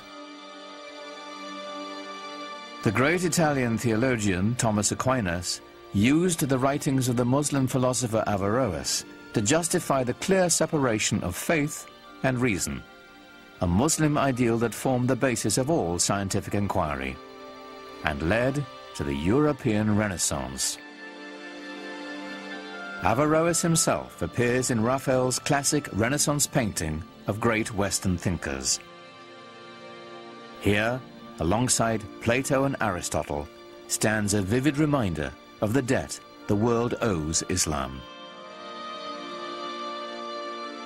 The scope of Islamic civilization has now reached levels which certainly were not accomplished by any other civilization, known civilization of the world.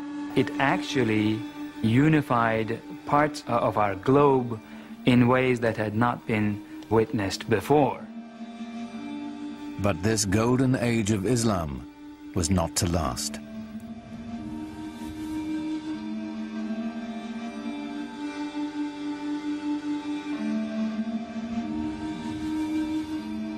After shrugging off the Crusades and bringing the precious gift of knowledge to Europe, the great cities of the Islamic Empire would be brought to ruin by a force more terrible than anything the Europeans could muster.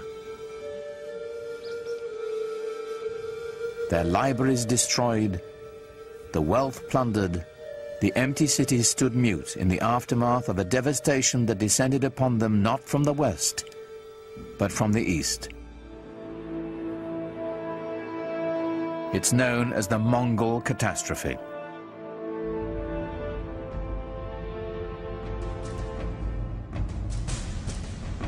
The Mongols were Turco-Mongolian nomads from the steppes of Central Asia.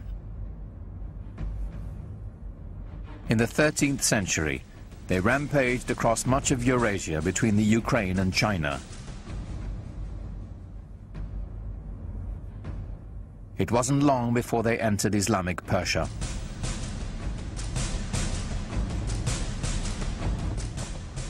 To the cultured, urban Muslims, these guys were a bunch of savages. When you entered the Mongol army, you came with yourself and 3 horses, and you lived off the horses. First you drank their blood, and then when you moved far enough away, you killed them, you slaughtered them, and you ate their meat. And that's why they could go so far and survive so long. Terror was the Mongols' principal tactic. One of the local Iranian leaders foolishly decides to kill off the emissary that the Mongols have sent. And in doing that, he evokes the anger of the Mongols, who want to use him as an example. And they use this retaliatory technique often of killing off entire towns, wiping them out as examples. And so they build these fantastic towers of skulls where they pile up all the dead bodies as an example, and then all the other towns around immediately give way.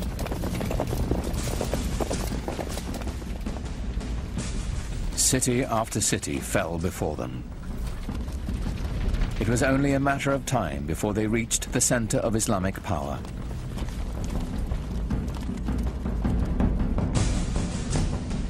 On February the 10th, 1258, the Mongols took Baghdad.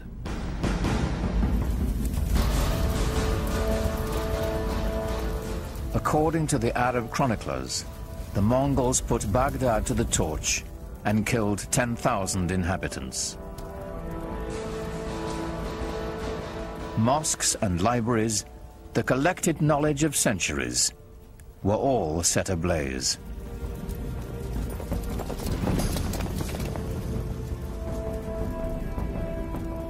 Within less than 50 years, the Mongols seized the heart of the Islamic Empire from the Arabs.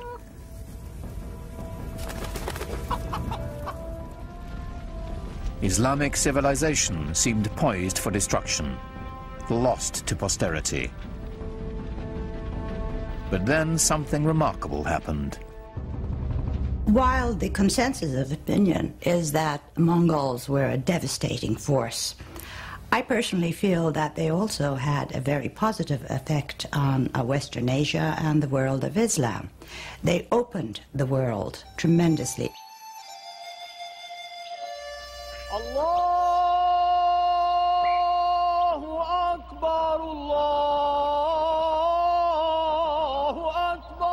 And historically, the most significant thing about the Mongols for us would be that they became Muslims, most of them, in the end, converted to Islam, and then became, after being these tremendously destructive forces, some of the greatest patrons of the arts and letters in all of Islamic history.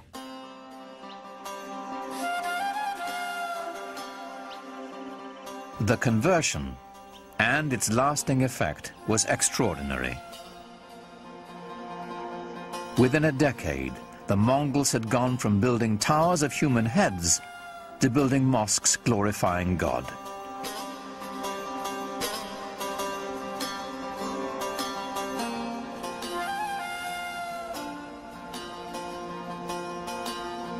It is not surprising to me that the land conquered the conquerors. The Mongols themselves became Muslims or Islamic leaders par excellence. The Mongols transformed Islam. Now Islamic power could be held by anyone, not just the Arabs who had created it. The Mongols threw open the door for the great gunpowder empire to follow.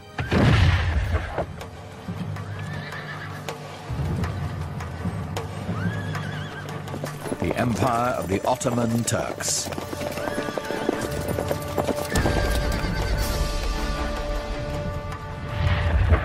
Islam was now set on a new course of expansion to both the East and the West, marching to the beat of Turkish drums.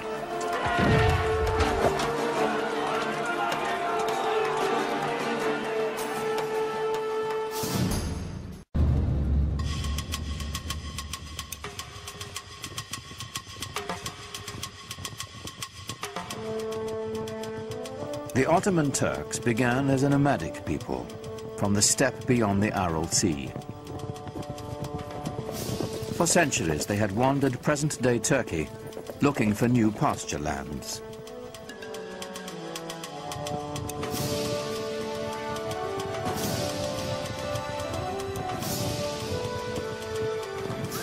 Muslim sultans had enlisted them as mercenaries to fight off the Mongol hordes. But in the upheaval following the Mongol invasion, the Turks began to stake out their own territorial claims. From their ranks emerged a warlord of legendary ambition. His name was Osman Bey. It's said that Osman had a miraculous dream of a magical tree whose many branches foretold his siring a powerful lineage. One wonders how much of it is truth, how much of it is legend. It makes a lovely story. And miracles are always more easy to digest than reality. I don't think he realized that he was setting up such a fantastic dynasty, a dynasty that was to rule the crucial link between 3 continents. The followers of Osman became known as Ottomans. They considered themselves warriors for the faith, or Ghazis, whose destiny was to bring Islam to the world. Ghazis were somewhat like freelancers who moved the empire forward either for ideology, theology, or for the sake of pure conquest. They were probably very brave, never thought about themselves or any harm that could come to the group by going into dangerous conditions. But it made the Ottoman Empire almost fearless, going into regions that nobody had been there before. For the early Ottomans, the direction of expansion would always be to the west, for good reason. They could not expand to the east or to the south because those were controlled by their brothers, the Turkoman emirs, the Muslims, and a Muslim should not be fighting against a Muslim, so they said at the time. So the only place he could expand was towards the Christian territories westward. Osman's warriors moved to the north and west across the Anatolian plateau, into territory controlled by the traditional Christian power in the area, the aging Byzantine Empire. By Osman's time, the 1,000-year-old Byzantine Empire was reaching the end of its age, dwindling to an isolated stronghold in Eurasia.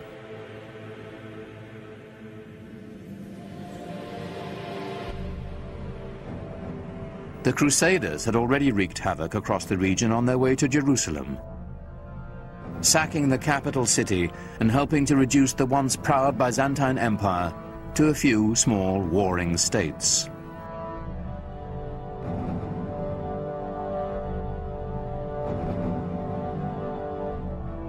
The Ottomans quickly overran these splintered Byzantine factions, uniting northwestern Anatolia into a single domain.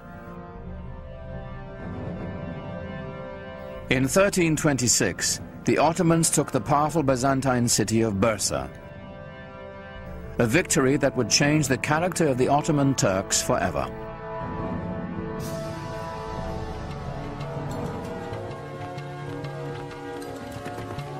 The most important part of Bursa was that it enabled Osman and his descendants to establish a seat of the government. The restless nomads of the steppe would settle down to build an empire. What we're witnessing is this huge demographic event. The movement of a whole civilization from a nomadic way of life to a settled way of life.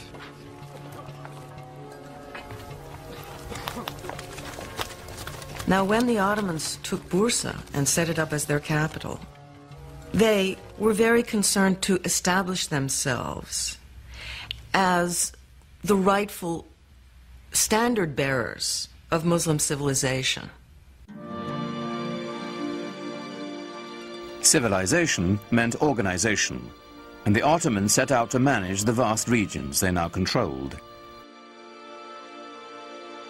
Leaving the Byzantine clerks in place, they began to organize the new empire. First and foremost, taxation and record-keeping. The word bureaucracy has since lost its noble connotations. Yet this was a great innovation, as ambitious as any triumph in battle. The Ottomans are known for including and synthesizing the cultural elements through the lands that they passed. They are known for creating structures by which the peoples who lived there before could carry on their lives and their beliefs in the way that they chose. In fact, the Ottomans had fewer conflicts with their Christian subjects than those of their own faith.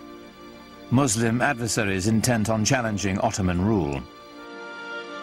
One of the bureaucratic, or let us say management problems facing the Ottomans was that there were still rival Muslim sort of proto-kingdoms around them. I mean, they were conquered by the Ottomans, but they had old grudges to bear. And they had certain claims to dynastic glory of their own, and they were constantly worried about these old Muslim families rising up and creating a rebellion. And so the story goes that they felt it would be imprudent to have the army made up of these sorts of people.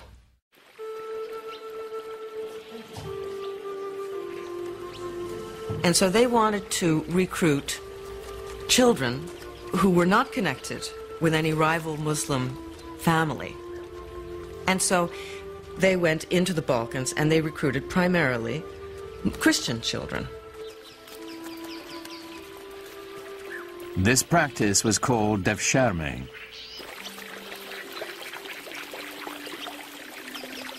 The young boys were technically slaves of the Sultan, but they weren't treated like slaves.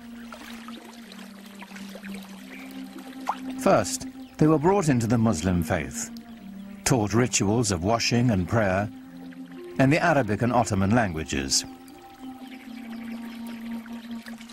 This served a political as well as a religious purpose. Through the devshirme system, the Ottomans could create a caste without any conflicting loyalties to tribe or family. The children had such great future that a lot of the times Turks or even Muslims pretended that their children were Christian-born and would register them with the Devshirme officials. The system was so beautiful in that they only had one allegiance, to the Sultan. No family, no region, no other ties. These children were then given the best possible education available in the world, perhaps, at the time. And they were then able to move into the highest positions of power in the empire. Those who were brainy went to the palace schools and graduated into different levels of viziers and governors. It even became grand viziers. Those who were brawny went to the Janissary Corps. The Janissaries were the Sultan's elite infantry. It was an army that would set the standard for centuries to come. They were the strongest, trained as military machines, no fear of dying, totally fearless, and their only love was to serve the Sultan. They were trained with all the precision and discipline, pomp and circumstance of a modern army. For the first time, an army wore uniforms and went into battle to the accompaniment of a military band. The Janissaries were the most feared troops in the Western world, a force that was worthy of this new Islamic empire and its restless visions of conquest.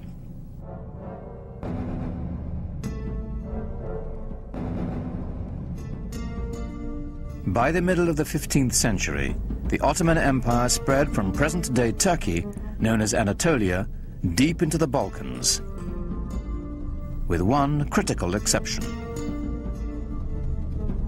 It must have galled the Ottoman Sultan that with his domains now stretching all the way into Asia and far, far into Europe in the West, there remained right in the center of his domains the greatest prize of all, the capital city of Constantinople, the most powerful, the richest, the most magnetic city in the entire world, still in the hands of the dying but not yet dead Byzantine Empire. To the Ottomans, Constantinople's strategic and economic importance was considerable. Its symbolic significance was even greater. It was the city. There was no other city. If you were going to rule that area, obviously you would rule it from that city.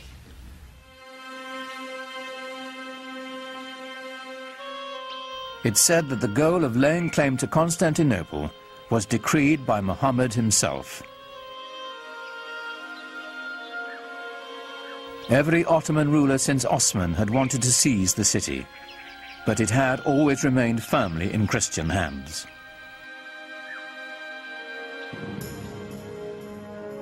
Then a sultan came to power whose dreams of conquest would not be denied.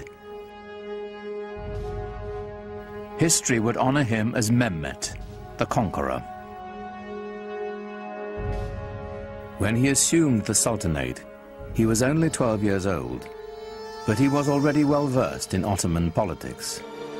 To remove any threat of competition for power, he had his half-brother strangled. The empire always meant everything, more so than the family. In order to stop the empire from splitting, as had happened to other Turkish dynasties ruling the Islamic world, when a young man became sultan upon the death of his father, all the other brothers had to be eliminated. This prevented segmentation of the empire. It may have been cruel, but it worked for the Ottomans. When on the death of his father he finally then took over, it meant an enormous change in the policy and direction of the Ottoman Empire, in the direction of a much greater energy. Mehmet immediately set his sights on the one prize as grand as his ambitions. Mehmet had to conquer Constantinople. There was no other choice. Constantinople was sitting like a perfect gem or a perfect fruit waiting to be picked. By the middle of the 15th century, the city was a shadow of its former self. The population had plummeted from 400,000 to a mere 50,000. But a besieging army would still be at a tremendous disadvantage. Constantinople was surrounded on 3 sides by water and massively fortified.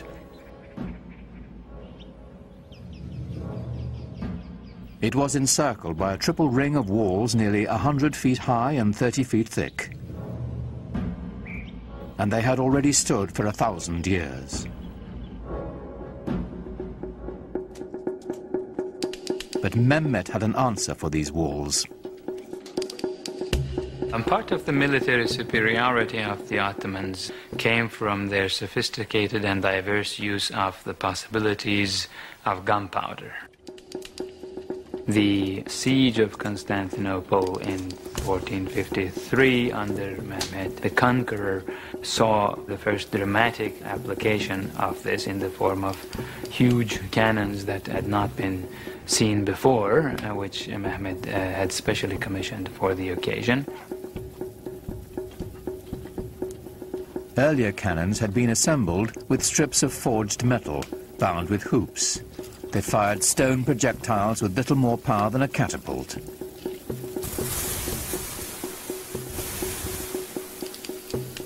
A new breed of cannons could be cast of solid bronze and packed with enough gunpowder to propel metal cannonballs with staggering force.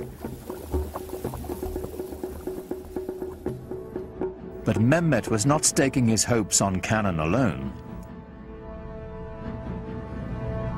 The mile-wide channel of the Bosphorus Strait was all that connected the city to the Black Sea.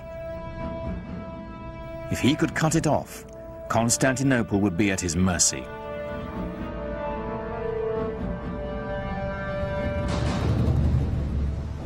Mehmet needed to construct a strategically positioned fortress to close the strait.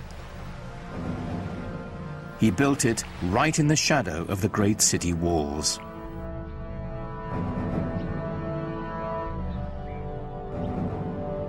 It took less than 4 months to build a massive 7-towered citadel called Rumeli Hisar.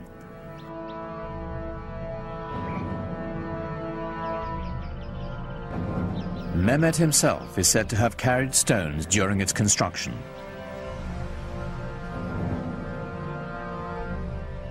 No sooner was it completed than he tightened his noose around the neck of the Bosphorus. The first ship to defy his orders to stop was sunk, its crew decapitated and its captain impaled on the castle walls.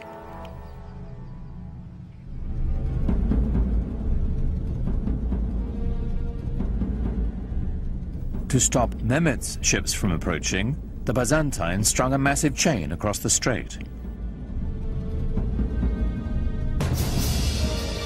On April 22nd, 1453, the besieged city watched in horror as Mehmet's troops hoisted 70 of his ships ashore, sliding them over land on greased planks past the barrier chain.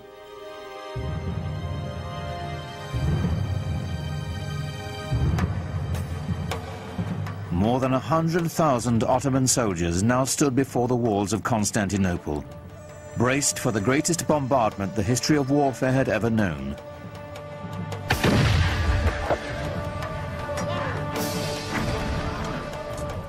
Under relentless fire, the city's 7,000 Christian defenders held out for nearly a month.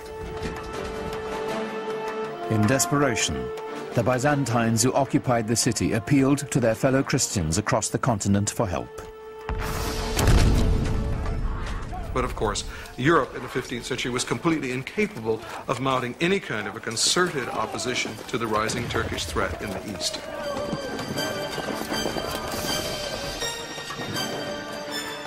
At that time, the kings of Europe had military and political problems of their own. Constantinople would have to fend for itself.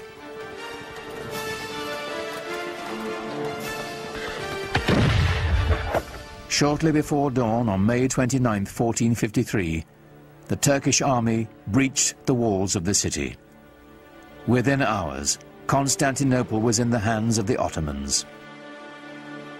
Mehmet rode into the city and went straight to its most celebrated prize, the magnificent church of Hagia Sophia. Built by the Emperor Justinian in the 6th century, its name meant the Church of Holy Wisdom.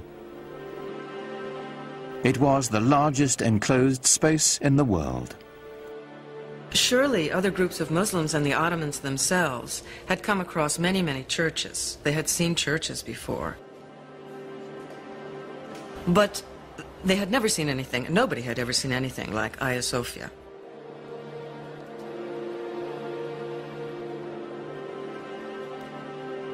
The Hagia Sophia, or Hagia Sophia as it's called in Turkish, was one of the marvels of architecture, marvels of the world. It had the largest and highest dome in history, and it was beautifully embellished with gold mosaics, and the space is incredible.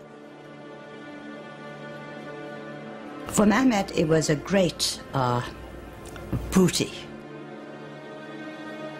Inside the church, a Turkish voice rose, proclaiming in Arabic the first pillar of Islam. There is no God but God. Muhammad is his messenger.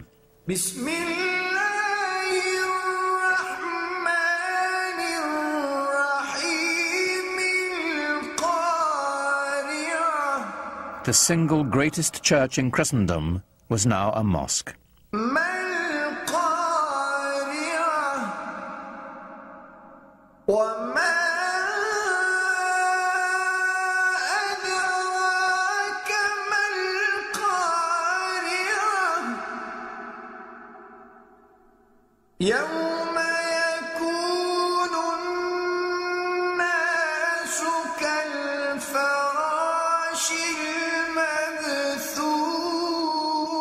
The Hagia Sophia became the inspiration for all Ottoman domed mosques to come. But none would ever match its size and scope, and it belonged to Mehmet the Conqueror.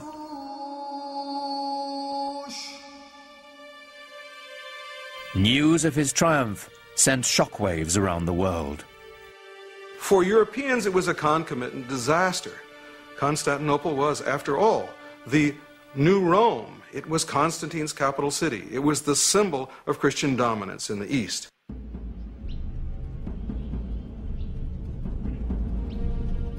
The Ottoman rulers had long stacked up titles for themselves. Khan, which is Turkish for emperor. Shahi Shah, Persian for king of kings. And Sultan, the Arabic word for ruler. But now, with all the former Byzantine Empire under their command, Mehmet and his successors claimed yet another title, Holy Roman Emperor. The Ottomans had reached the gates of the West and were poised to push on towards what they now claimed as their ultimate destiny, the conquest of Europe. That quest would fall to the most legendary sultan of all. He was born at the beginning of the 10th century by the Muslim calendar, and he was the 10th sultan descended from Osman. He was a child of destiny, whose greatness was expected. In the parlance of the day, he was the Sahib Quran, the universal ruler, the master of an auspicious conjunction, whose coming has been foretold, whose identity is confirmed astrologically. His name was Suleiman, after Solomon, the wise king of the Old Testament. The Ottoman Empire would reach its apex under Suleiman's reign. Suleiman was extremely well educated. He was trained to the Sultanate from the day he was born. As a young prince, he formed a relationship that would have a tremendous impact on his life and on the empire as well.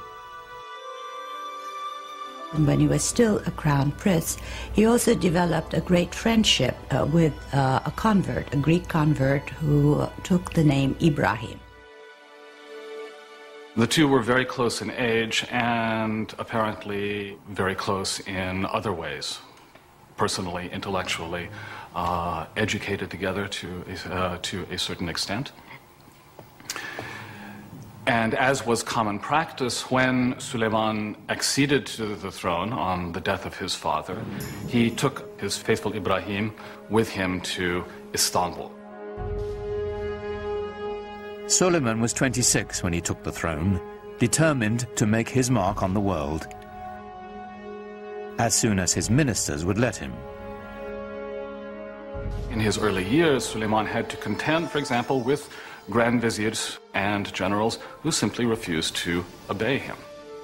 Feeling, apparently, that here was a 26-year-old kid who had never seen very much in the way of action and hadn't done very much to show that people ought to, in fact, obey him. The way to prove his mettle was on the battlefield. Every new sultan was expected to begin his reign by expanding the empire. Ottomans now controlled Kurdistan, Egypt, and the holiest cities of Islam, Mecca and Medina. Suleiman set his sights on Belgrade in Hungary, the stepping stone to Europe. He was the head of the Ottoman dynasty, and he had certain duties to perform. One was conquest, and the first task Suleiman took upon himself a year after he ascended the Ottoman throne was to head towards Belgrade and capture it. Belgrade was very important strategically because it was from there the army could move further on west. A year later, he turned his ambitions on the island of Rhodes. The tiny island was a troublesome outpost of Christianity in an otherwise Ottoman sea. It was also a haven for pirates, preying on Muslim trade ships.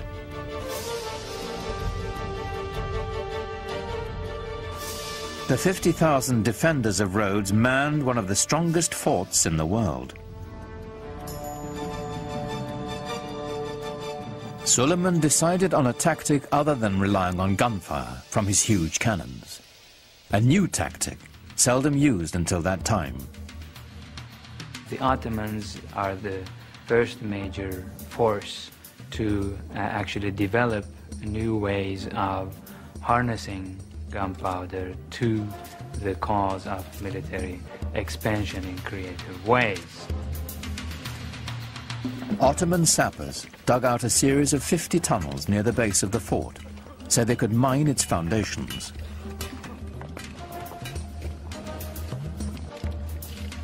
Performing this dangerous work were expendable Christian conscripts from the Balkans.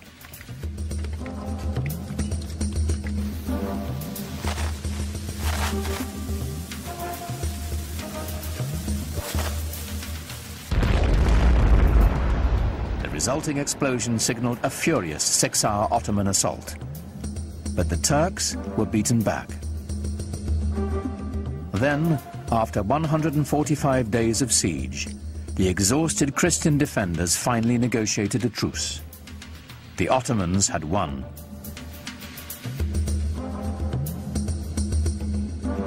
Victory did more than deliver Rhodes to the empire.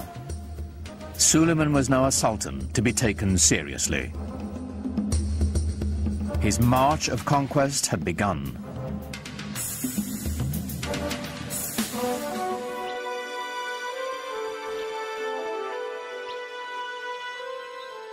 Europe grew to fear the name of Suleiman. But within his own borders, he had another reputation.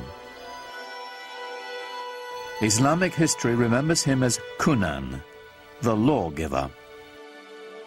Ottomans were really bureaucrats in full sense of the word.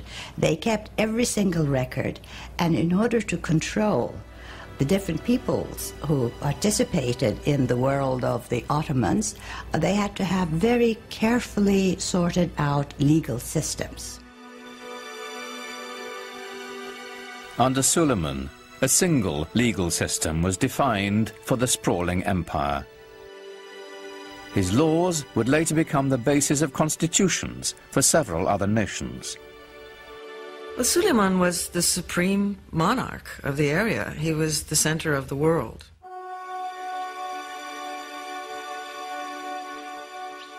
He inaugurated a classical age in Ottoman architecture, commissioning some of the most spectacular buildings the world has ever seen.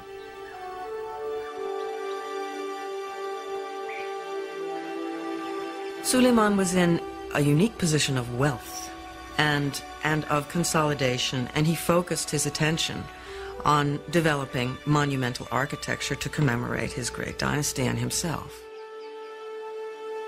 Great religious architecture can really give people a sense of what is at the heart of the faith. Grandeur and majesty are the things that come to mind when Muslims think about God. A building that is grand and majestic can immediately remind people of the glory of God. Suleiman's chief architect, Sinon, was a man whose vision perfectly complemented the empire builder.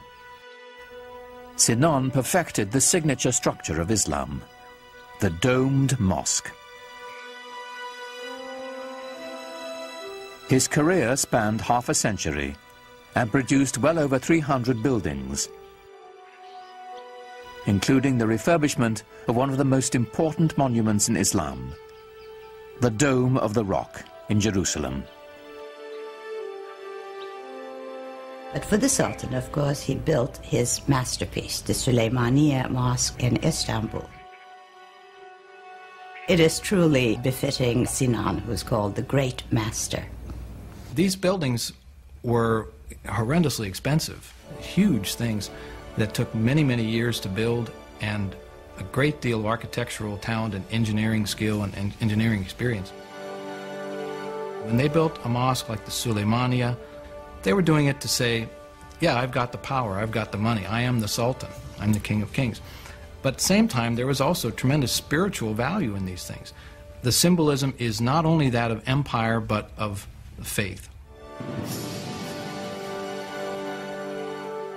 In the spirit of Muhammad's teaching, the Great Mosque was a center of social services, complete with a hospital, school, and library. At its inauguration, it's said Suleiman gazed at it with awe and exclaimed, "O Solomon, I have surpassed thee."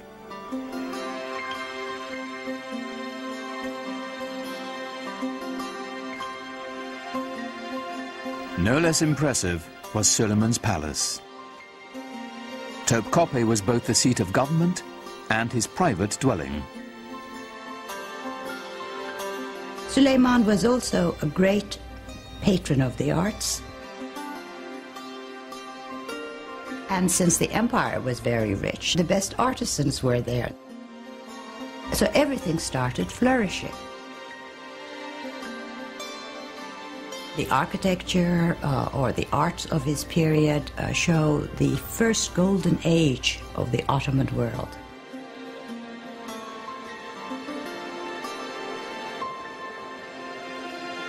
Everything that came out of his palace is exquisite. Suleiman himself was a goldsmith.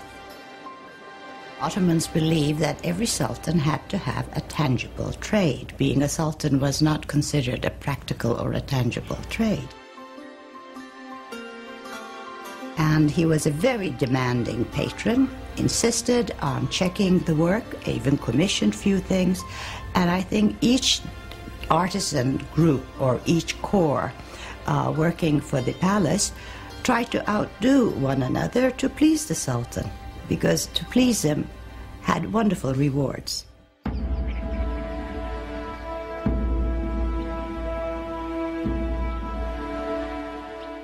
And the Ottomans, of course, exercised quite a lot of influence on the European imagination, and the royal and the political, if you will, ceremony and pomp of the Ottomans was such that it would have humbled any citizen of the known world then. This was arguably one of the greatest world empires, and European observers could not walk away without feeling of respect for the sheer power of the Ottomans. In public, Suleiman required that all those around him remain completely silent, while he made his wishes known with the slightest nod or gesture. It must have been a tremendously impressive sight to see the courtyard of the palace filled with some 6,000 or 7,000 janissaries and other functionaries, no one saying a word. What was going on here was the creation of a sovereignty so mysterious and yet so far-reaching as to be seen as nearly divine. As Suleiman's power grew, his lifelong friend Ibrahim rose in the court structure. And Ibrahim Pasha, who became a Pasha later on, became his devoted Grand Vizier. In fact, Ibrahim married his sister. So they were not only good friends, they were also related.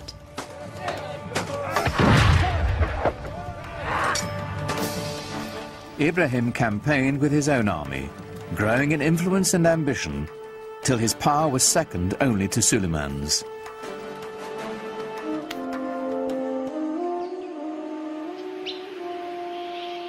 But for power and ambition, the secret world of the Sultan's harem had no equal.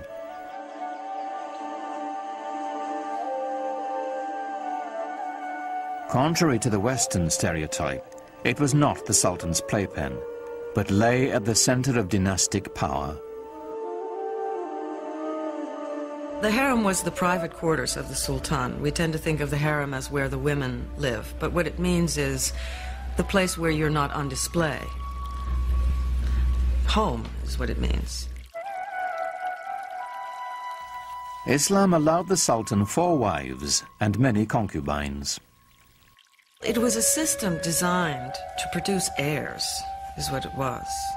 When you look into the actual details of how these things were carried out, it was hardly anything terribly erotic. I mean, the Sultan did not have much choice in his selection of female companions. The Sultan was not in a position to look around and say, I want her, you know, because his mother would have a lot to say about it.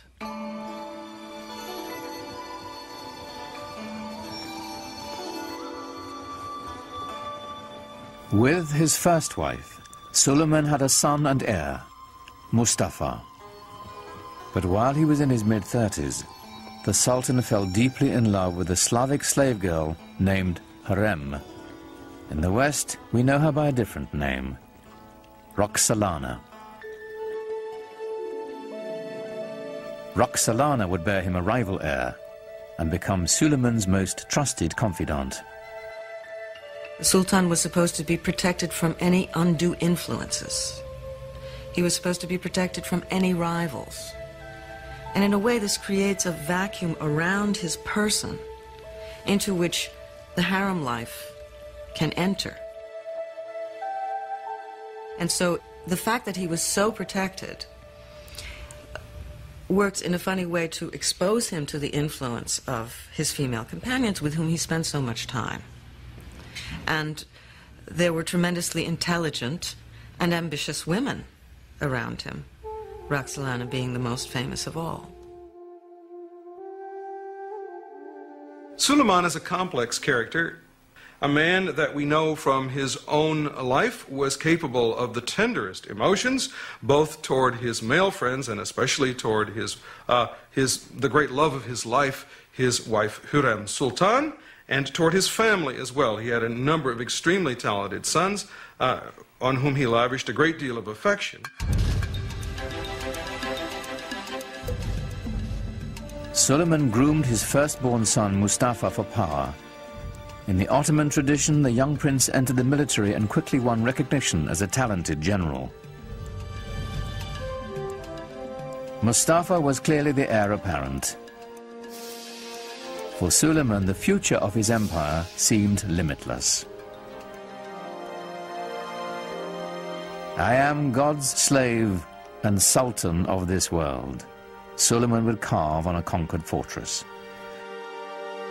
I am Suleiman, in whose name the Friday sermon is read in Mecca and Medina.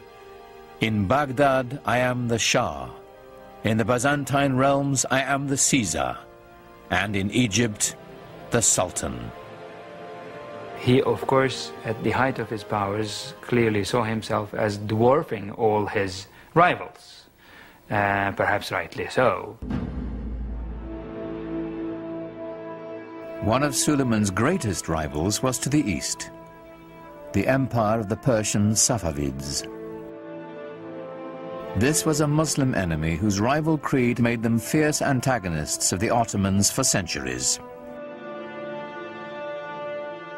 The Safavids were also Turkic in their ethnic origins, and indeed spoke Turkish as a language of daily life. But they were moving into the Muslim world, unlike the Ottomans who were moving into the West.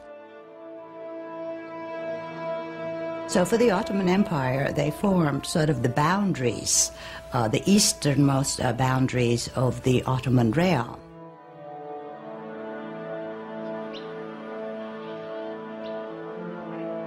The Safavid dynasty was Shiite Muslims, bitter rivals to the Sunni Ottomans. According to the Shiites, a leader had to be designated by his predecessor and had to be of the family of Muhammad. According to the Sunni view, it was not designation that was necessary, and a person could be a leader of the community without being a direct descendant of Muhammad. This challenge to legitimacy is the basis of the Shiite-Sunni split, a bitter division that still separates the Muslim world to this day.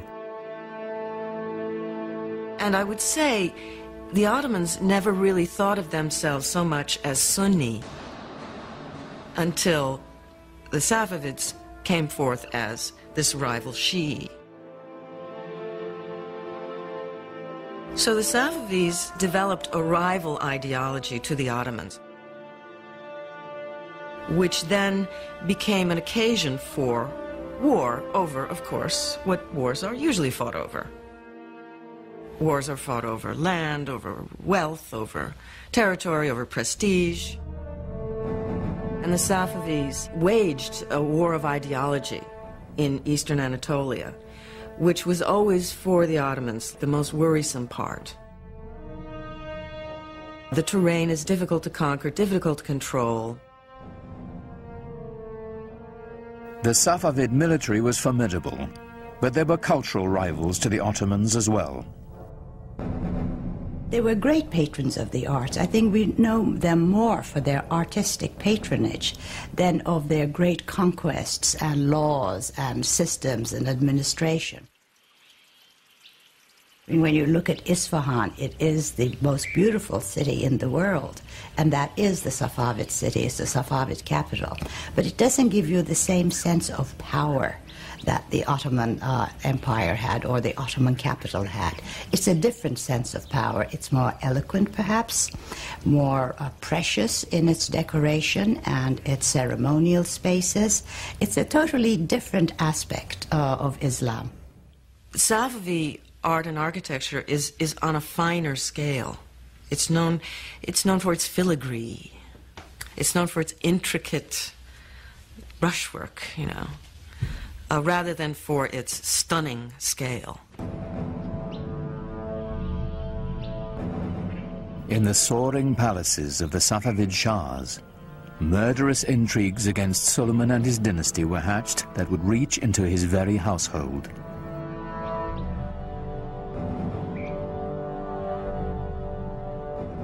But Suleiman's eyes were on the west, where a fragmented and vulnerable Europe awaited his conquest.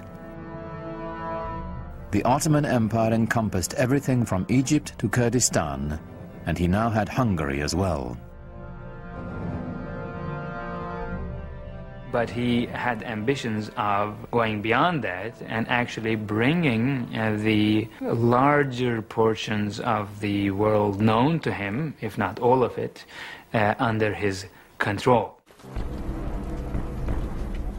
Suleiman's next step would be Vienna. Its conquest would drive a dagger into the heart of the European Habsburg Empire and open the way to the West. But as the heavily armed Ottomans set out for Vienna, the weather turned against them. The heavy cannon that had swept the Ottomans to victory after victory bogged down in the mud.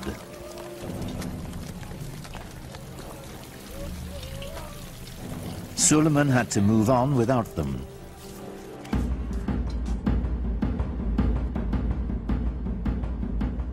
With only light artillery, the Ottomans relentlessly shelled the city. But the smallest breach was ferociously defended. After a lengthy siege, with winter fast approaching, Suleiman withdrew his forces. He was not concerned. He was sure he would return soon enough. He never did. Suleiman's failure to take Vienna was pivotal for Europe. It was the first major defeat. After a long time, the Europeans had been losing and losing and losing. And this was the dawn of a new day for Europe. But Suleiman had little to fear from Europe. Rival Muslim Safavids and his own family would bring the cruelest of sorrows to the Sultan, and ultimately to his empire as well. Suleiman, in some ways, serves as a sort of epitome of the 16th century idea of the wise and just ruler who was at the same time a very tragic figure.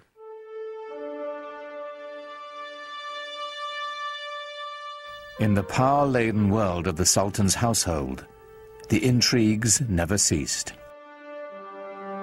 The Topkapi Palace, as it was originally conceived, had no quarters for the ladies. The women lived in what was called the Old Palace, but Hürrem always complained about her husband, as most wives would, spending too many days and months campaigning outside the capital. She kept saying she feels very lonely and the children miss him.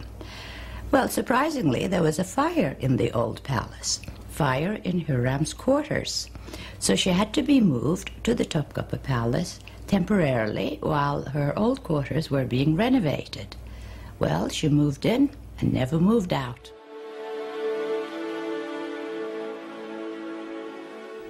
Now Hürrem was at the center of power, promoting her own son as heir apparent and immersing herself in a web of deadly gossip and suspicion. She was incredibly devoted to her husband, and any threat to Suleiman was a threat to her, and she had to get rid of it. The first threat came from Ibrahim Pasha, who assumed titles that were only given to sultans. So Hürrem knew something was going to happen eventually, and to protect the empire and the dynasty, Ibrahim Pasha had to go. On March 15th, 1536, Suleiman and Ibrahim Pasha dined together, as was their custom. In the morning, Ibrahim's body was found, strangled.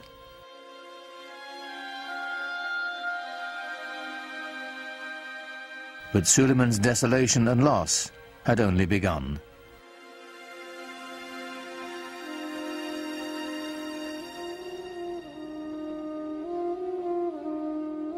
A few years after Ibrahim's death, Hürrem claimed to have uncovered a plot to overthrow Suleiman, devised with Safavid help by his beloved firstborn son and heir, Mustafa. This is a continuous problem in Ottoman history, sons trying to eventually replace their father. this happens in monarchies. Succession could become a problem, and it was an acute problem, and Suleiman had his share of it, and perhaps did not always play his hands right. Without hesitation, Suleiman ordered Mustafa's execution, then sat by the young man's body for days, refusing to allow anyone to touch him. The best hope for the empire's future was dead.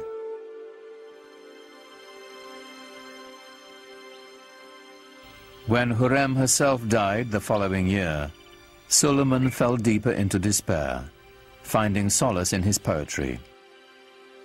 Most of the poetry, I think, was written after he lost his wife, since he talks about the loneliness of being in office, that he has nobody left anymore, and he's dying to join her. Even if your reign on the imperial throne seems everlasting, don't be taken in. One day a hostile wind will blow and bring to your land of beauty heaven's misfortune and deepest suffering. In all his loneliness, there was only one refuge for the Sultan whose power, like his sorrow, seemed limitless. He returned to the field of battle, to the work of conquest. He personally led 13 campaigns. The last one was at Szigetvar, which is in Hungary now. I think he knew that this was going to be his last campaign. He personally led it, knowing that he would not come back alive. In 1561, the man who had ruled the empire longer than any other died in his grand war pavilion, surrounded by his generals. He was 67. No Ottoman Sultan would ever achieve his greatness again. The nexus of world power would move from the Mediterranean Sea to the Atlantic Ocean and the New World, slowly leaving the Ottomans behind.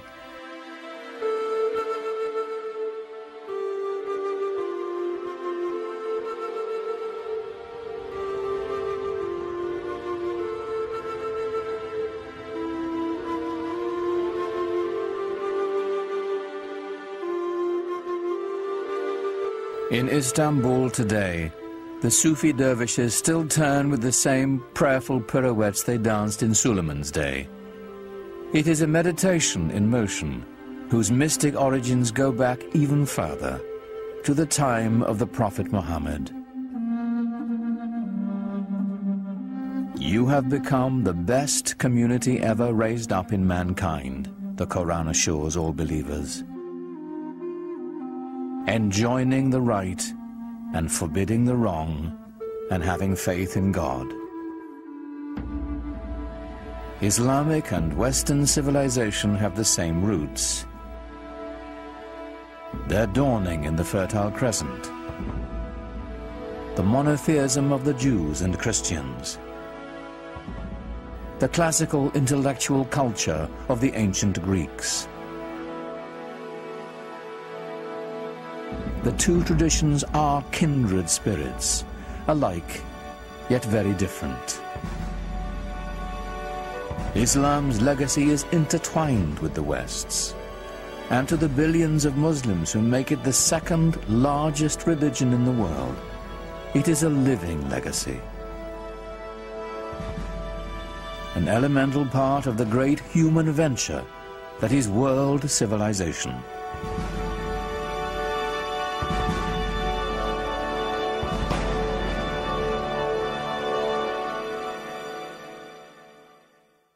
Islam Empire of Faith continues at PBS Online.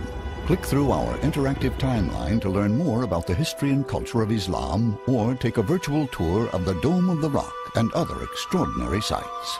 It's all online at pbs.org or America Online, keyword PBS.